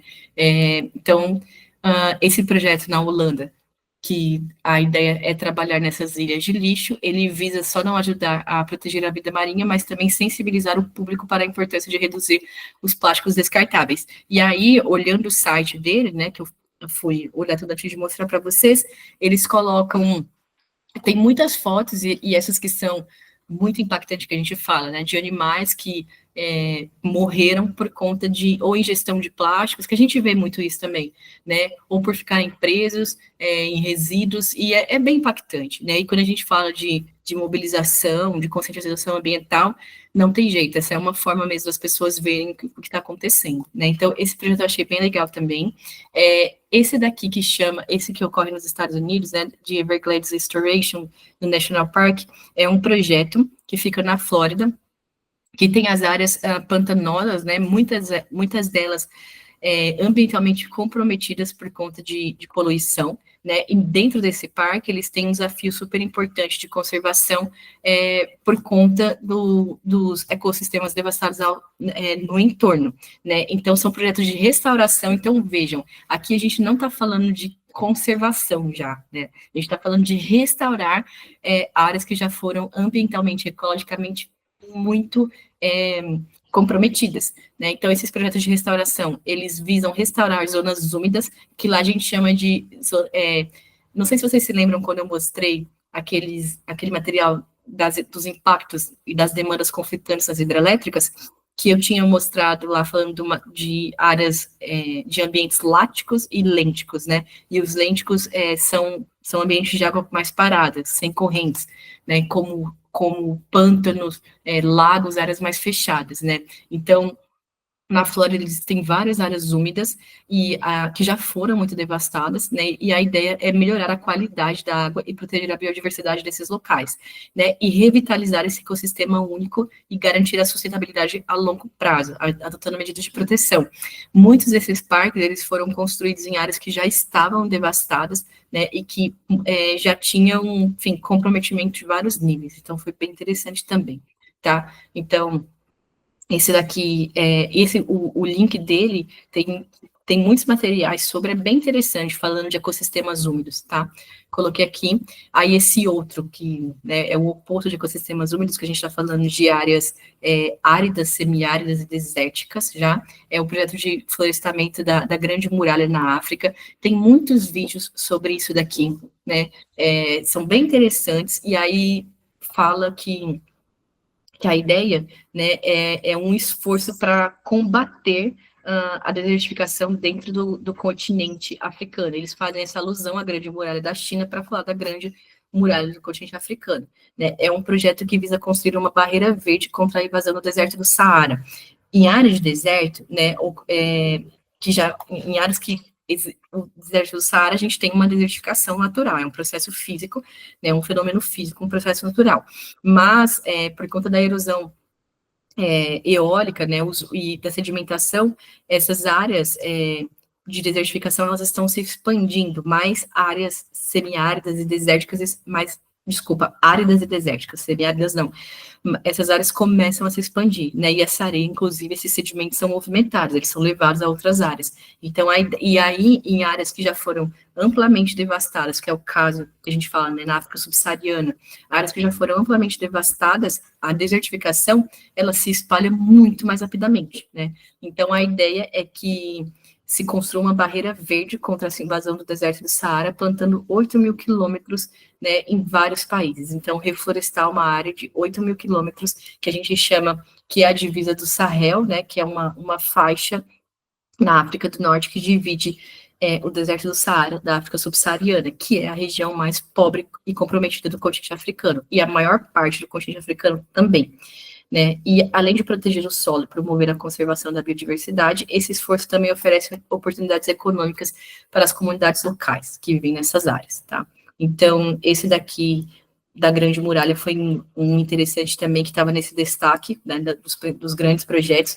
Aí o Parque Nacional da Chapada dos Veadeiros no Brasil, ele também entrou, né, além de ser uma unidade de conservação, uma área protegida super importante, é patrimônio natural da Unesco, e eles têm um projeto de conservação, né, da biodiversidade indígena dessas áreas da Chapada dos Veadeiros, e a ideia é proteger os recursos hídricos, promover o turismo sustentável, e aí lembrando que aqui a gente tem também áreas do aquífero. Então, a ideia é proteger as águas superficiais e águas subterrâneas que nós temos no Parque Nacional da Chapada dos Veadeiros, né? O primeiro passo de virar uma unidade de conservação já aconteceu, mas aí tem esses outros passos, né, essas outras questões de implantação do projeto, ok? Então, eu coloquei esse daqui também.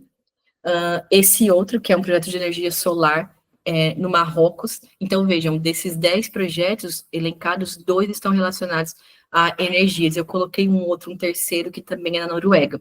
Esse daqui foi uma iniciativa no Marrocos, destinada a aproveitar o potencial solar, né, do país para geração de energia limpa, e o projeto visa reduzir a dependência de combustíveis fósseis. O Marrocos também é um grande produtor de petróleo, assim como eu comentei com vocês, né, o Magreb, que são os países nórdicos do continente africano. Então, a Tunísia, o Egito, o Marrocos são países produtores de petróleo. Né? A ideia é diminuir a dependência dos combustíveis fósseis, promover a sustentabilidade energética por meio de construção de usinas de uma usina solar centralizada, ou de um complexo solar, como eles chamam.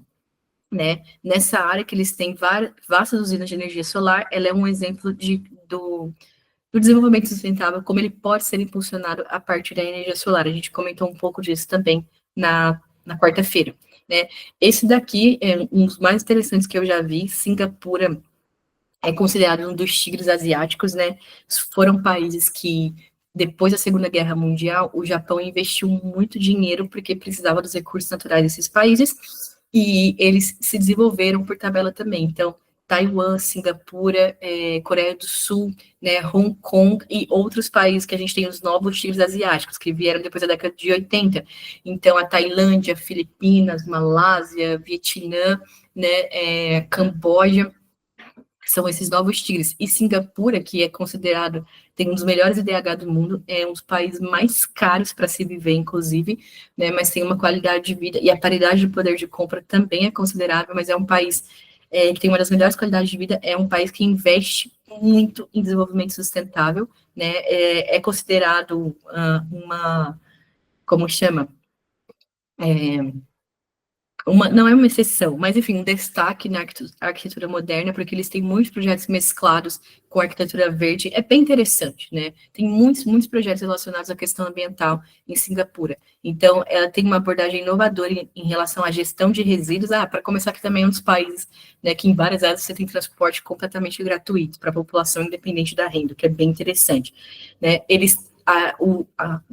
a utilização dos espaços em Singapura são muito voltados para a otimização do território, né, e para aquelas próteses territoriais que eu já comentei com vocês, que, por exemplo, em áreas alagadas você cria terraços fluviais, né, eles não têm muito espaço, é um país pequeno, então eles utilizam muitas áreas, né, como otimização do território e para gestão de resíduos sólidos. Eles não têm espaços para aterros sanitários que ocupam áreas maiores, né, e aí o país implementou um plano gigantesco de reciclagem, inclusive previsto em várias políticas ambientais dentro do país. Então, reciclagem, incineração de resíduos para geração de energia e conscientização da população. A incineração de resíduos que ainda é considerada muito cara em vários países, que só ocorre em vários casos da incineração de resíduos hospitalares, né? No caso de Singapura, eles conseguiram criar uma outra conotação para isso, que é bem interessante, né? O objetivo do projeto é de reduzir a quantidade de resíduos que vão para os aterros, né, e promover uma economia circular, onde os materiais são reutilizados e reciclados. Sobre isso de economia circular, gente, eu não deixei nenhum material complementar, mas dentro dessa reportagem também eles comentam sobre isso, né? A economia circular há mais de 2 décadas ela é falada e que envolve principalmente os R's que a gente já está acostumado, de reduzir, reutilizar, reciclar, mas ela é mais do que isso. Quando se fala em economia verde, a economia circular também está muito envolvida, né? Até quando a gente fala exemplos de compostagem, de reutilização de resíduos, né, em áreas urbanas, isso é um exemplo de economia circular também. Onde se fala muito também de economia circular é quando a gente fala das indústrias da fast fashion, por exemplo, né? A indústria da moda, ela é uma das mais poluentes do planeta, é uma das que mais ocorre descartes, né, de resíduos. A gente tem vários países que recebem milhares e milhares de toneladas de restos de roupas e, enfim, de materiais têxteis que não são mais utilizados, né? E também se fala muito isso, da economia circular e da moda circular, né? Que tem muitos projetos sobre isso, enfim, mundo afora. E os países, aí novamente, a questão da pegada ecológica, né, e do consumo, e da sobrecarga global. Os países que consomem mais, que têm maior paridade de poder de compra, também são os que costumam poluir mais quando a gente pensa nessa indústria de fast fashion, né. Bom, aí esse daqui são os projetos de agricultura sustentáveis que a gente tem na região amazônica. A gente tem uma série de projetos relacionados com os povos da floresta. Eu lembrei de um no Maranhão também, que é um projeto de comunidades tradicionais, que são as quebradeiras de coco, e que elas se tornaram um exemplo mundial em relação ao desenvolvimento sustentável dessa atividade, né, desse setor da economia, do setor primário. E aí, os projetos de agricultura sustentável da Amazônia, a ideia é conciliar a produção agrícola com a proteção das florestas tropicais. Quem está à frente desses projetos, novamente, são os povos da floresta, né, de açaí, de muitos outros frutos, de extrativismo vegetal, de seringueiras, são os povos da floresta que são os protagonistas disso também. Eu sei que eu comentei bastante da Amazônia com vocês, né, mas não tem como a gente não ressaltar a importância, né, mundialmente falando, que a Amazônia tem, mas mais do que isso, né, a fragilidade, ainda a vulnerabilidade que as populações tradicionais que vivem naquelas áreas estão, né, e aí pensando pelo lado dos prós, né, pelo lado positivo, a quantidade de projetos de desenvolvimento sustentável que são feitos na Amazônia, tá, isso é um grande trunfo que a gente tem no Brasil, e, enfim, tem que se falar sobre isso também. Aí, esse daqui, que é um projeto de restauração da barreira de coral da Austrália, né, que é um dos ecossistemas mais importantes e diversificados do mundo, e enfrenta grandes ameaças como aquecimento global e acidificação dos oceanos, que eu comentei com vocês aulas atrás, né, o aumento das temperaturas e a acidificação dos oceanos, ela desintegra os recifes de corais, né, e aí, do ponto de vista de biodiversidade, isso é catastrófico. Além do que a gente tem muitos outros dados de ecologia de espécies invasoras de corais, né, que são levados nos cascos de navios, de grandes cargueiros, de cruzeiros, e aí chegam ao litoral de outros países e causam uma devastação. A Ilha Grande, do Rio de Janeiro, ela tinha o projeto chamado Projeto Coral Sol, eu imagino que ainda exista, mas que há alguns anos, né, eu acompanhei uns cursos com eles e que era desesperador, né, esse projeto Coral Sol é uma espécie invasora, não é do país, né, ela é invasora, e ela simplesmente estava acabando, né? Enfim, não tem predador, então dentro da ecologia isso é um grande problema que a gente sabe, o problema de introdução de espécies, né? E em várias áreas da Ilha Grande, né, em Angra dos Reis, eles estavam com muitos problemas de devastação de corais por conta dessa espécie invasora. É só um exemplo que eu lembrei aqui. Então, os corais, eles são ambientes marinhos que têm uma série de particularidades e muito mais do que isso, né? São essenciais para a biodiversidade marinha e ainda assim tem muitas fragilidades envolvidas. Então, esse da Austrália é se eu não me engano, é o maior que a gente tem no mundo de restauração de barreiras de coral, porque essa da Austrália é uma barreira gigantesca, né? Então, esse projeto, ele visa restaurar e proteger os recifes, aí vejam novamente, a gente não está falando mais de conservação, a gente está falando de restauração, assim como o exemplo daquele parque estadual que eu falei para vocês da Florida de ambientes pantanosos, né? A ideia, então, é proteger esses recifes por meio de atividades como a redução da poluição, promoção da sustentabilidade da pesca e pesquisa científica, né? Se eu não estou enganada, a Austrália, nessa parte da Grande Barreira de Corais, é uma das áreas marinhas do mundo que mais tem pesquisas científicas concentradas acontecendo, né? Isso é importante também.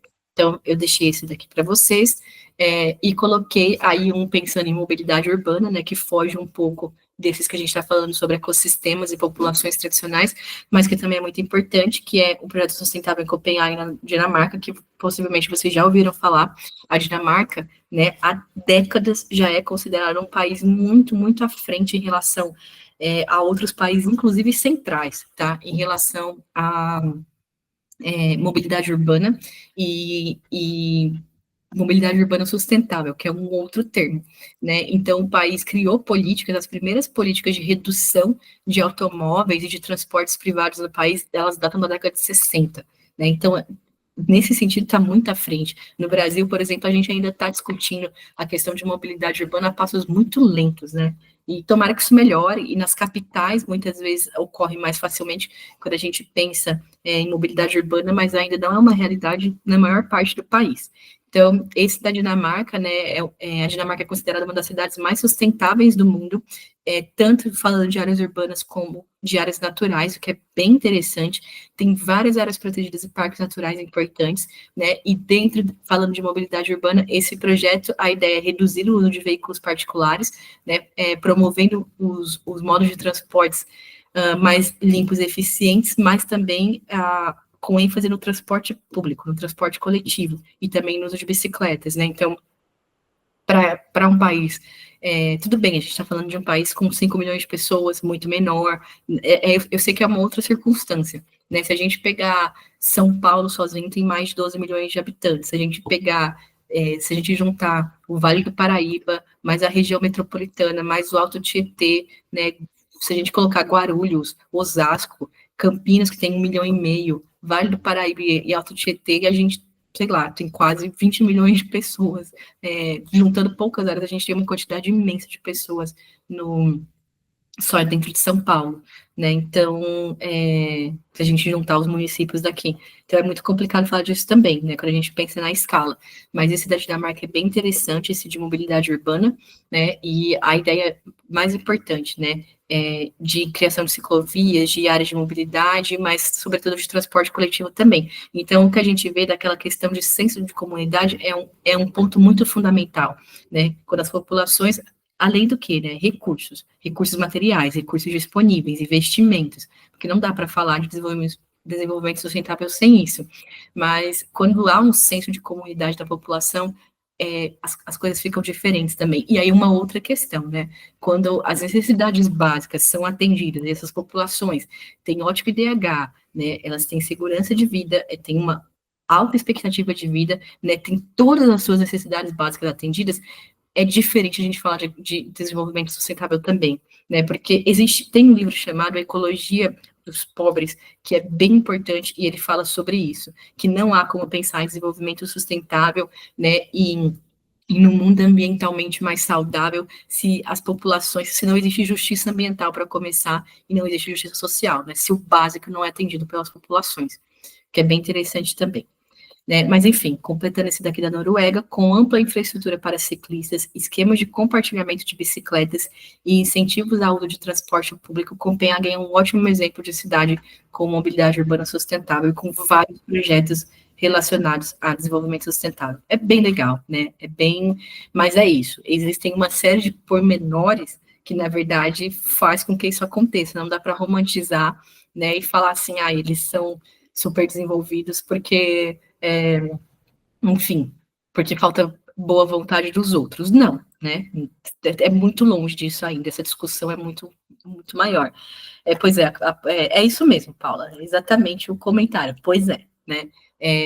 Não tem como a gente pensar em desenvolvimento sustentável sem falar de justiça ambiental e justiça social, porque senão não vai acontecer, né? E aí, até por isso, quando a gente pensa em muitos casos, os países centrais, né, que já conseguiram desenvolver isso há muito mais tempo, ou pensar em projetos inovadores, né, tem muitos setores, muitas variáveis que importam, né? O tamanho da população, a quantidade de recursos, se eles estão com as necessidades básicas todas atingidas, e eles estão, né?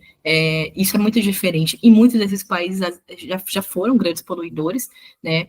Hoje até terceirizam essa poluição que a gente sabe para países periféricos, emergentes, mas, enfim, tem muitas questões envolvidas, né? Mas esse caso, a Noruega realmente é um exemplo em termos de desenvolvimento sustentável, tá? Gente, e aqui, para acabar essa parte dos exemplos, eu coloquei esse daqui da Noruega, né, que foi o primeiro parque eólico flutuante do mundo. A Noruega também é um país que investe muito em otimização do território, porque eles têm um território, enfim, com todas as áreas que a gente fala que são disponíveis para uso, não é tão grande assim, e mesmo cobrindo 70% do mundo, né, o oceano ainda é subutilizado para a geração de energia e para o crescimento econômico. Então, e aqui a gente não está falando de esgotamento de zonas de pescas e de desenvolvimento econômico a partir de zonas pesqueiras, né? Outra coisa. Então, pensando no potencial para aproveitamento econômico dessa área, a empresa petrolífera State Oil, que é a maior da Noruega, e eu acho que eu até comentei com vocês aulas atrás, que a Noruega um dos motivos também, né? É um país pequeno, com uma população menor, mas que tem um dos melhores IDH do mundo, tem ótimos indicadores sociais, porque eles, um dos motivos é que eles têm reservas gigantescas, né?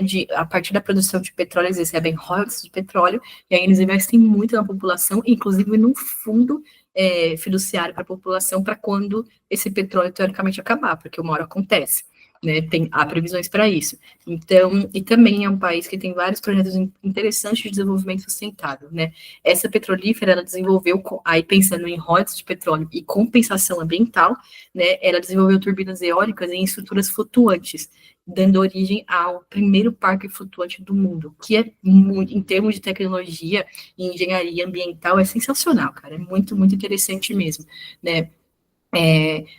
Essa empresa, ela tem a ideia, né, buscar ações mitigadoras em relação a mudanças climáticas, procurar diversificar a matriz energética do país, né, criar novas formas de comercialização da geração de energia eólica no mercado e oferecer uma fonte de energia de grande potencial que pode ser utilizada em várias regiões litorâneas. E aí esse daqui eu achei interessante também trazer para vocês, porque vejam, ele não está nesse contexto de parques, de grandes complexos eólicos terrestres, né, e sim marinho. Eu achei muito, muito interessante, né? São 5 turbinas, cada uma com mais de 250 metros de altura, e quase 80 quase 80 metros, né, estão abaixo da água, o que é bem legal, né? E aí ele está localizado numa cidade costeira, o parque é capaz de fornecer energia para 20 mil casas.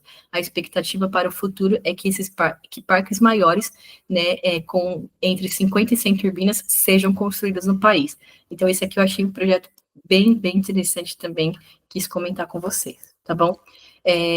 Bom, dessa parte dos projetos, tudo bem, mais algum comentário?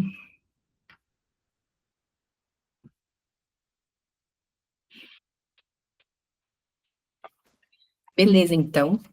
Então, seguinte, gente, eu vou, só para fechar aqui, eu vou comentar com vocês, eu deixei novamente aqui, retomando esse livro, né, de Ecologia e Sustentabilidade, que, como eu falei, eu comecei o conteúdo falando dele e vou terminar. Vou mandar ele em PDF também, eu até vou desmembrar esse daqui, colocar em 2 que fica mais fácil para ler, tá? Mas aqui eu coloquei, eu não tenho esse material em PDF, então eu escaneei da forma que deu, coloquei luz em cima, mas no PDF vocês conseguem ler quando eu colocar aqui em PDF. E eu coloquei essa parte, que é um dos capítulos do livro que fala muito sobre desenvolvimento sustentável e as formas que a gente tem apontadas, né? Todas as questões de degradação do capital natural, né, dos ambientes naturais, como meios que a gente tem em relação à conservação ambiental e novos paradigmas. Então, eu coloquei algumas notícias, né, e algumas partes comentando, e é material complementar, tá? Caso vocês queiram, ele está disponível. Então, eu coloquei aqui sobre as reservas naturais, que elas ocupam apenas uma pequena parte da superfície terrestre, e isso ainda é um grande, grande desafio quando a gente fala, né, da conservação ambiental. Quando eu estava falando para vocês da Amazônia, aulas atrás, dos melhores caminhos, ou dos possíveis caminhos para desenvolvimento sustentável e preservação da Amazônia, eu falei do papel fundamental das terras indígenas, dos parques nacionais, das unidades de conservação, né, e das populações tradicionais. Então, aqui ele dá um panorama falando das áreas que a gente ainda tem no mundo, né, e que, como os pesquisadores ecólogos, biólogos da conservação, eles acreditam, né, na importância de expansão das áreas protegidas, e fala também de projetos que conectam as reservas naturais, que no Brasil eu comentei com vocês, a gente chama de mosaicos. O Parque Estadual da Serra do Mar é um mosaico de áreas protegidas, importante pra caramba. No Vale do Ribeira a gente tem vários mosaicos também de unidade de conservação, né? Coloquei aqui sobre a Costa Rica, que é considerado um país líder global em conservação. A Costa Rica, ela tem uma das melhores políticas de áreas protegidas, né, que eu já li, que são consideradas no mundo, porque eles tinham grandes problemas, eles ainda têm problemas, mas eles tinham grandes problemas relacionados à devastação de ecossistemas, né, de habitats, e nas últimas décadas eles implementaram uma série de medidas para reverter isso, né, e para investir nesses ambientes de conservação, e muitas delas estão relacionadas justamente com a criação de áreas protegidas. Né? Não tem como fugir muito disso. Então, eu coloquei também aqui um trecho falando sobre a Costa Rica, tá? E aqui coloquei outro trecho falando quais devem ser nossas prioridades para a manutenção da biodiversidade aquática, né? Então, aqui fala, sustentar a biodiversidade aquática no mundo requer mapeamento, proteção dos pontos aquáticos importantes, criação de grandes áreas marinhas protegidas, proteção de ecossistemas de água doce e a restauração ecológica de áreas degradadas nas zonas úmidas costeiras e interiores da Terra, tá? Então, aqui fala do mapeamento, de identificar pontos importantes da biodiversidade aquática mundial, né, e aqui fala de várias medidas, né, dos sistemas aquáticos mundiais, como eles são importantes para fornecer serviços ecológicos e ecossistêmicos, né, relacionados com pesquisas científicas, de como esses ecossistemas são muito importantes para a biodiversidade, a questão dos ecossistemas aquáticos e pesqueiros, e como se pode manter a biodiversidade através da criação de santuários protegidos, gestão e desenvolvimento costeiro, redução da poluição e prevenção das áreas de sobrepesca, né?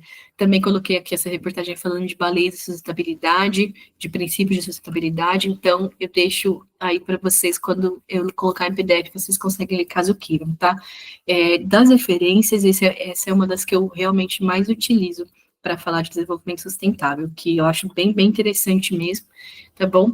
Então, e aí aqui eu coloquei alguns vídeos para vocês, como eu tinha comentado, né, de materiais complementares também. Eu vou passar um deles para vocês, mas antes eu só queria perguntar, eu imagino que vocês estejam cansados já a essa altura também, né, super entendo, é sexta-noite e enfim, estou falando aqui, mas é bastante tempo já. Vocês querem comentar alguma coisa? Tá tudo bem.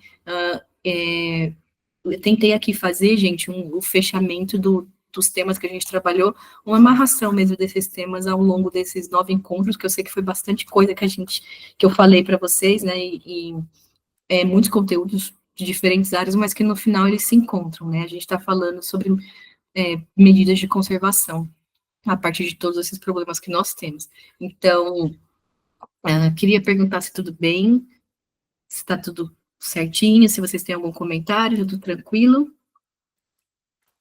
E aí, se sim, eu vou colocar para vocês, tá tudo tranquilo, tá certo, Priscila, obrigada por avisar, tá bom? Eu vou colocar aqui, então, gente, o próximo vídeo, tá bom?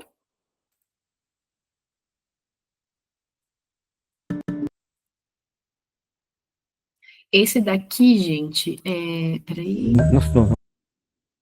Esse daqui é uma reportagem que eu peguei da BBC, falando sobre áreas também projetos de reflorestamento no Brasil, mas eu vou colocar primeiro, esses daqui eu deixei como materiais complementares para vocês que não deu tempo, quando a gente falou de alternativas à agricultura tradicional, monocultura, e aí eu coloquei esse e um outro que é o próximo, falando de agroecologia em escolas, tá bom? Então, eu vou passar esse outro primeiro. E aí, qualquer coisa, vocês me avisem, tá bom?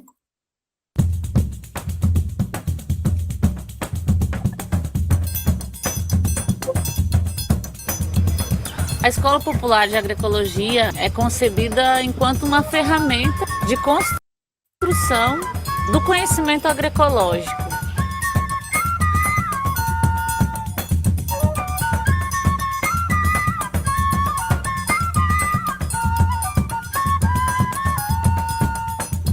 Esta é uma região completamente dominada pelo monocultivo do eucalipto, da cana e do café.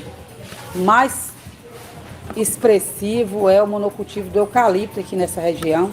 E a gente vem enfrentando vários impactos ambientais, impactos sociais.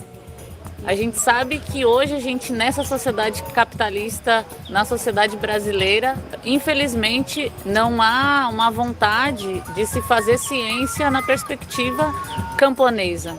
Então são os movimentos sociais que precisam construir esses espaços e a gente aqui nessa região está construindo um espaço de educação popular.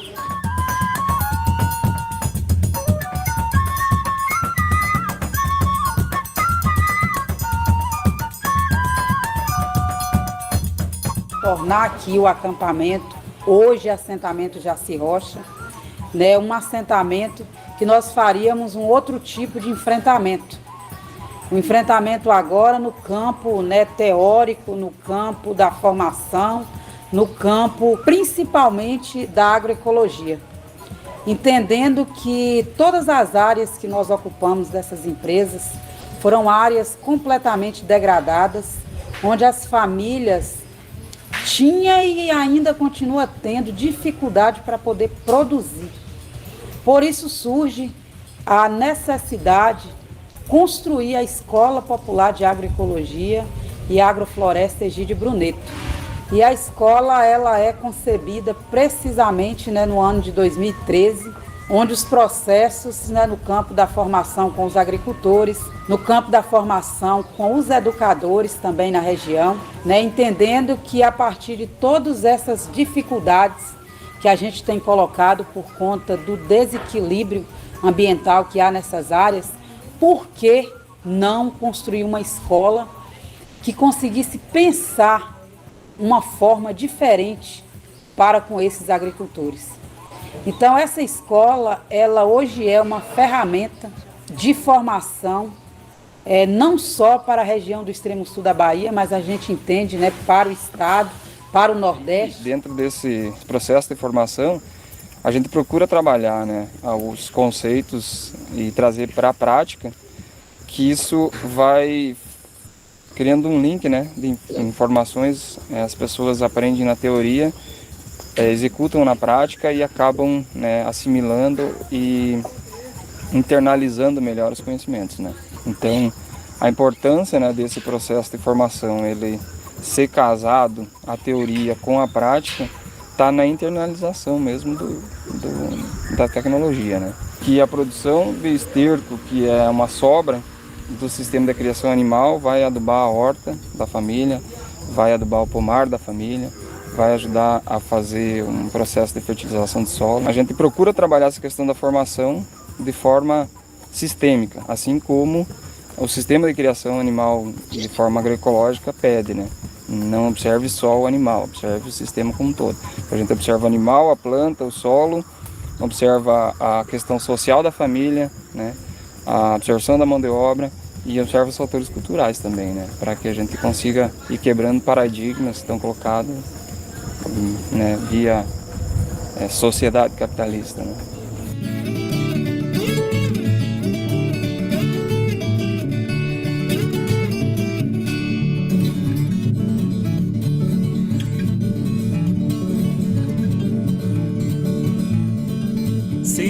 Na verdade, eu vim aprender mesmo, pegar experiências, né? Porque eu sou filha de assentada e assentado, e o meu pai trabalha com agrotóxico. Eu vim para esse assentamento aqui, agroecológico, justamente para fazer o contrário que o meu pai faz, que eu sei que não é certo, não é bom, né?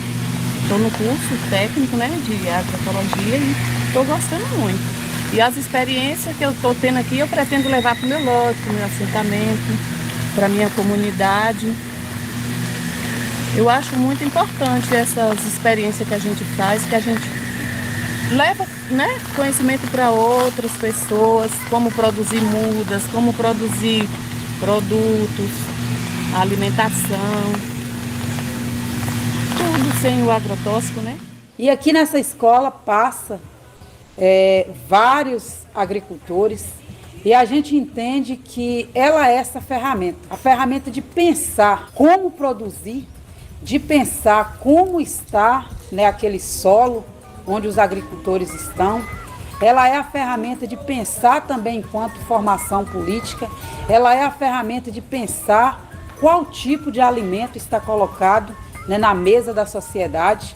Então, a escola ela tem esse papel, o papel formativo, o papel, né, de refletir sobre essas questões da produção, sobre as questões de como nós devemos ver a agroecologia, de que hoje muitos falam, né, da agroecologia, mas o que é essa agroecologia, né, que a gente vem tratando enquanto escola, vem tratando enquanto militante, vem tratando, né, enquanto agricultor que está lá no assentamento, e a escola popular no seu dia a dia fazendo com que eles compreendam, né, o seu papel de agricultor, o seu papel de produtor. Falar de agroecologia é entender que ela é uma praxis, né? E falar de praxis é entender que ela precisa estar no cotidiano do ser humano, compreendendo também que a reforma agrária popular ela engloba, né, o campo, a cidade, ela engloba, né, os projetos sociais, e por isso a agroecologia ela faz parte da reforma agrária popular. Amar o campo ao fazer a plantação, não envenenar o campo é purificar o pão. Amar a terra e nela botar semente, a gente cultiva ela e ela cultiva a gente cultiva ela. A agroecologia é uma fonte de vida, primeiramente, porque a gente produz alimentos orgânicos sem agrotóxicos, né? Porque os agrotóxicos estão prejudicando muito a saúde das pessoas, câncer, morte. Então a agroecologia também ajuda no solo, a colocar nutrientes, repor nutrientes para eles. A gente tira nutrientes, mas ao mesmo tempo nós temos que repor. Então a agroecologia também ajuda bastante no meio ambiente. Aliando duas questões que são muito importantes na construção da agroecologia. A construção do saber popular, então trazer o conhecimento tradicional dos povos do campo, aqui pelos camponeses, pelos indígenas, pelos quilombolas aqui da região, aliado aos conhecimentos científicos na área da agricultura. Então, por isso que a gente entende que essa escola nessa região, ela é um espaço de resistência e é um espaço que apresenta uma nova possibilidade para a sociedade. Mais que há 40, 50, 60 anos atrás, isso aqui era uma floresta da Mata Atlântica.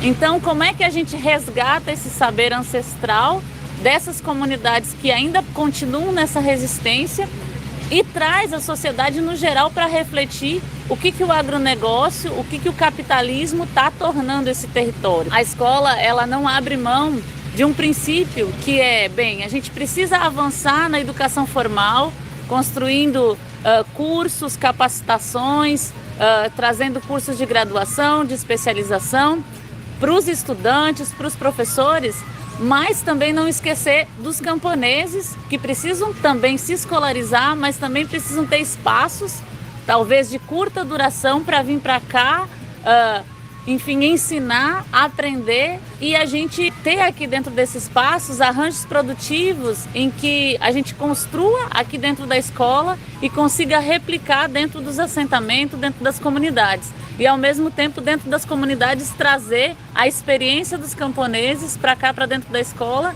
e possa fazer, enfim, um espaço de produção de ciência, um espaço de construção de conhecimento popular. A partir das nossas unidades produtivas que a gente tem na escola popular em si, na sede da escola, mas aí a gente vai para os assentamentos, a gente tem isso na prática nos assentamentos, a gente tem agricultores que têm essa pertença, que conseguem divulgar essas ações para outros.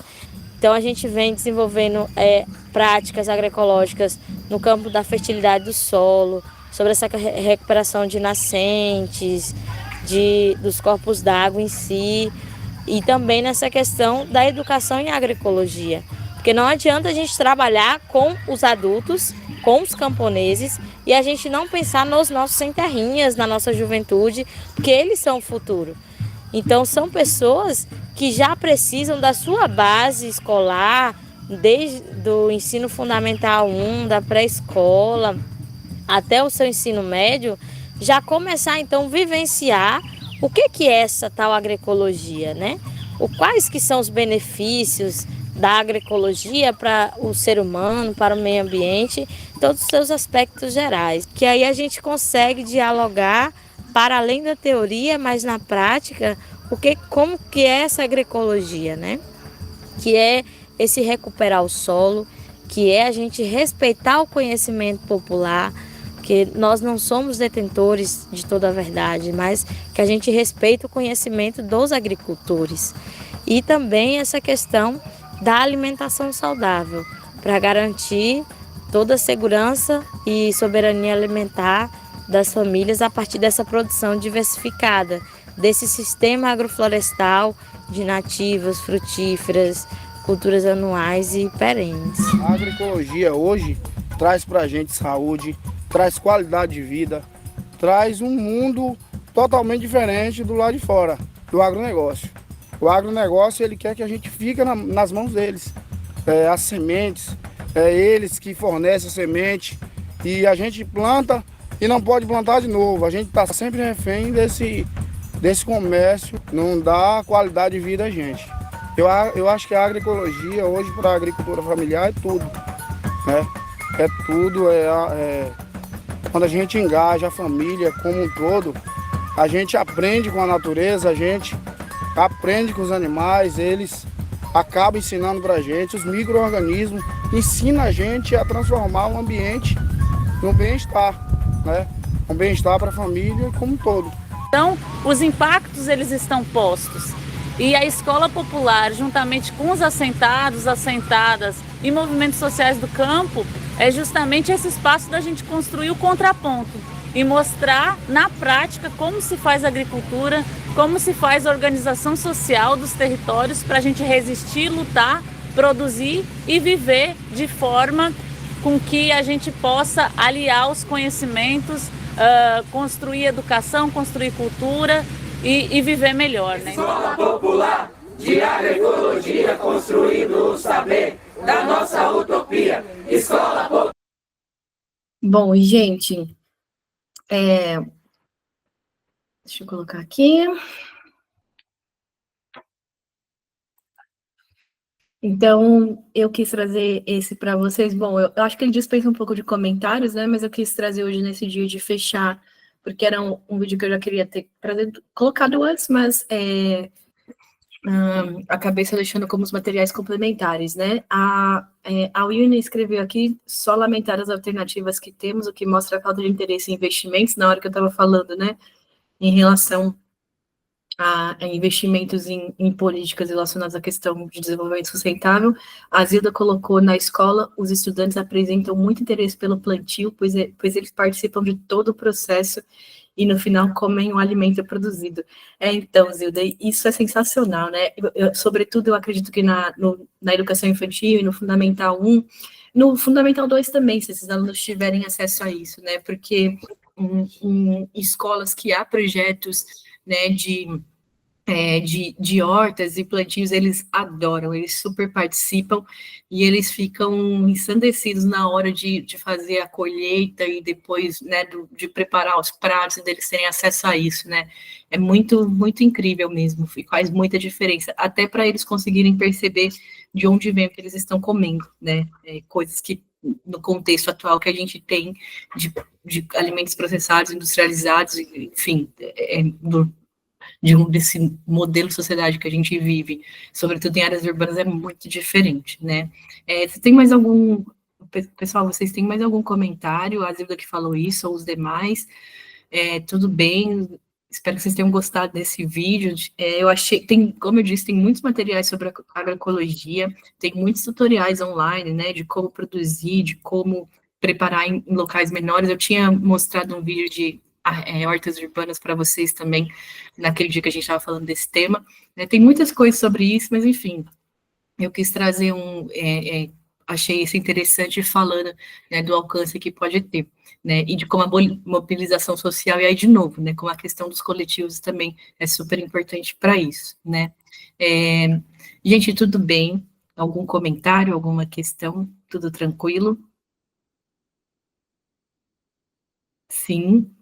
Tá, então tá bom. Então é o seguinte, eu já apresentei os outros materiais complementares que estão aqui, tá bom? Então, além desses materiais do livro de desenvolvimento sustentável, lá no final desse material, tem então notícias falando de outros temas, tá?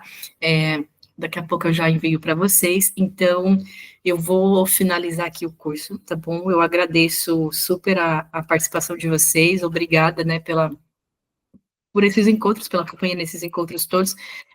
Eu sei que no encontro remoto a gente perde um pouco, né, do que é o presencial, foi paciência, não tenho o que fazer, né, assim mesmo, mas de verdade, tá bom? Obrigada pela participação, pelas contribuições de vocês, eu espero que vocês tenham gostado dos materiais e que, embora, né, essa parte do curso teve um viés mais teórico, mas eu espero que vocês tenham gostado, que possa contribuir de alguma forma, tá bom?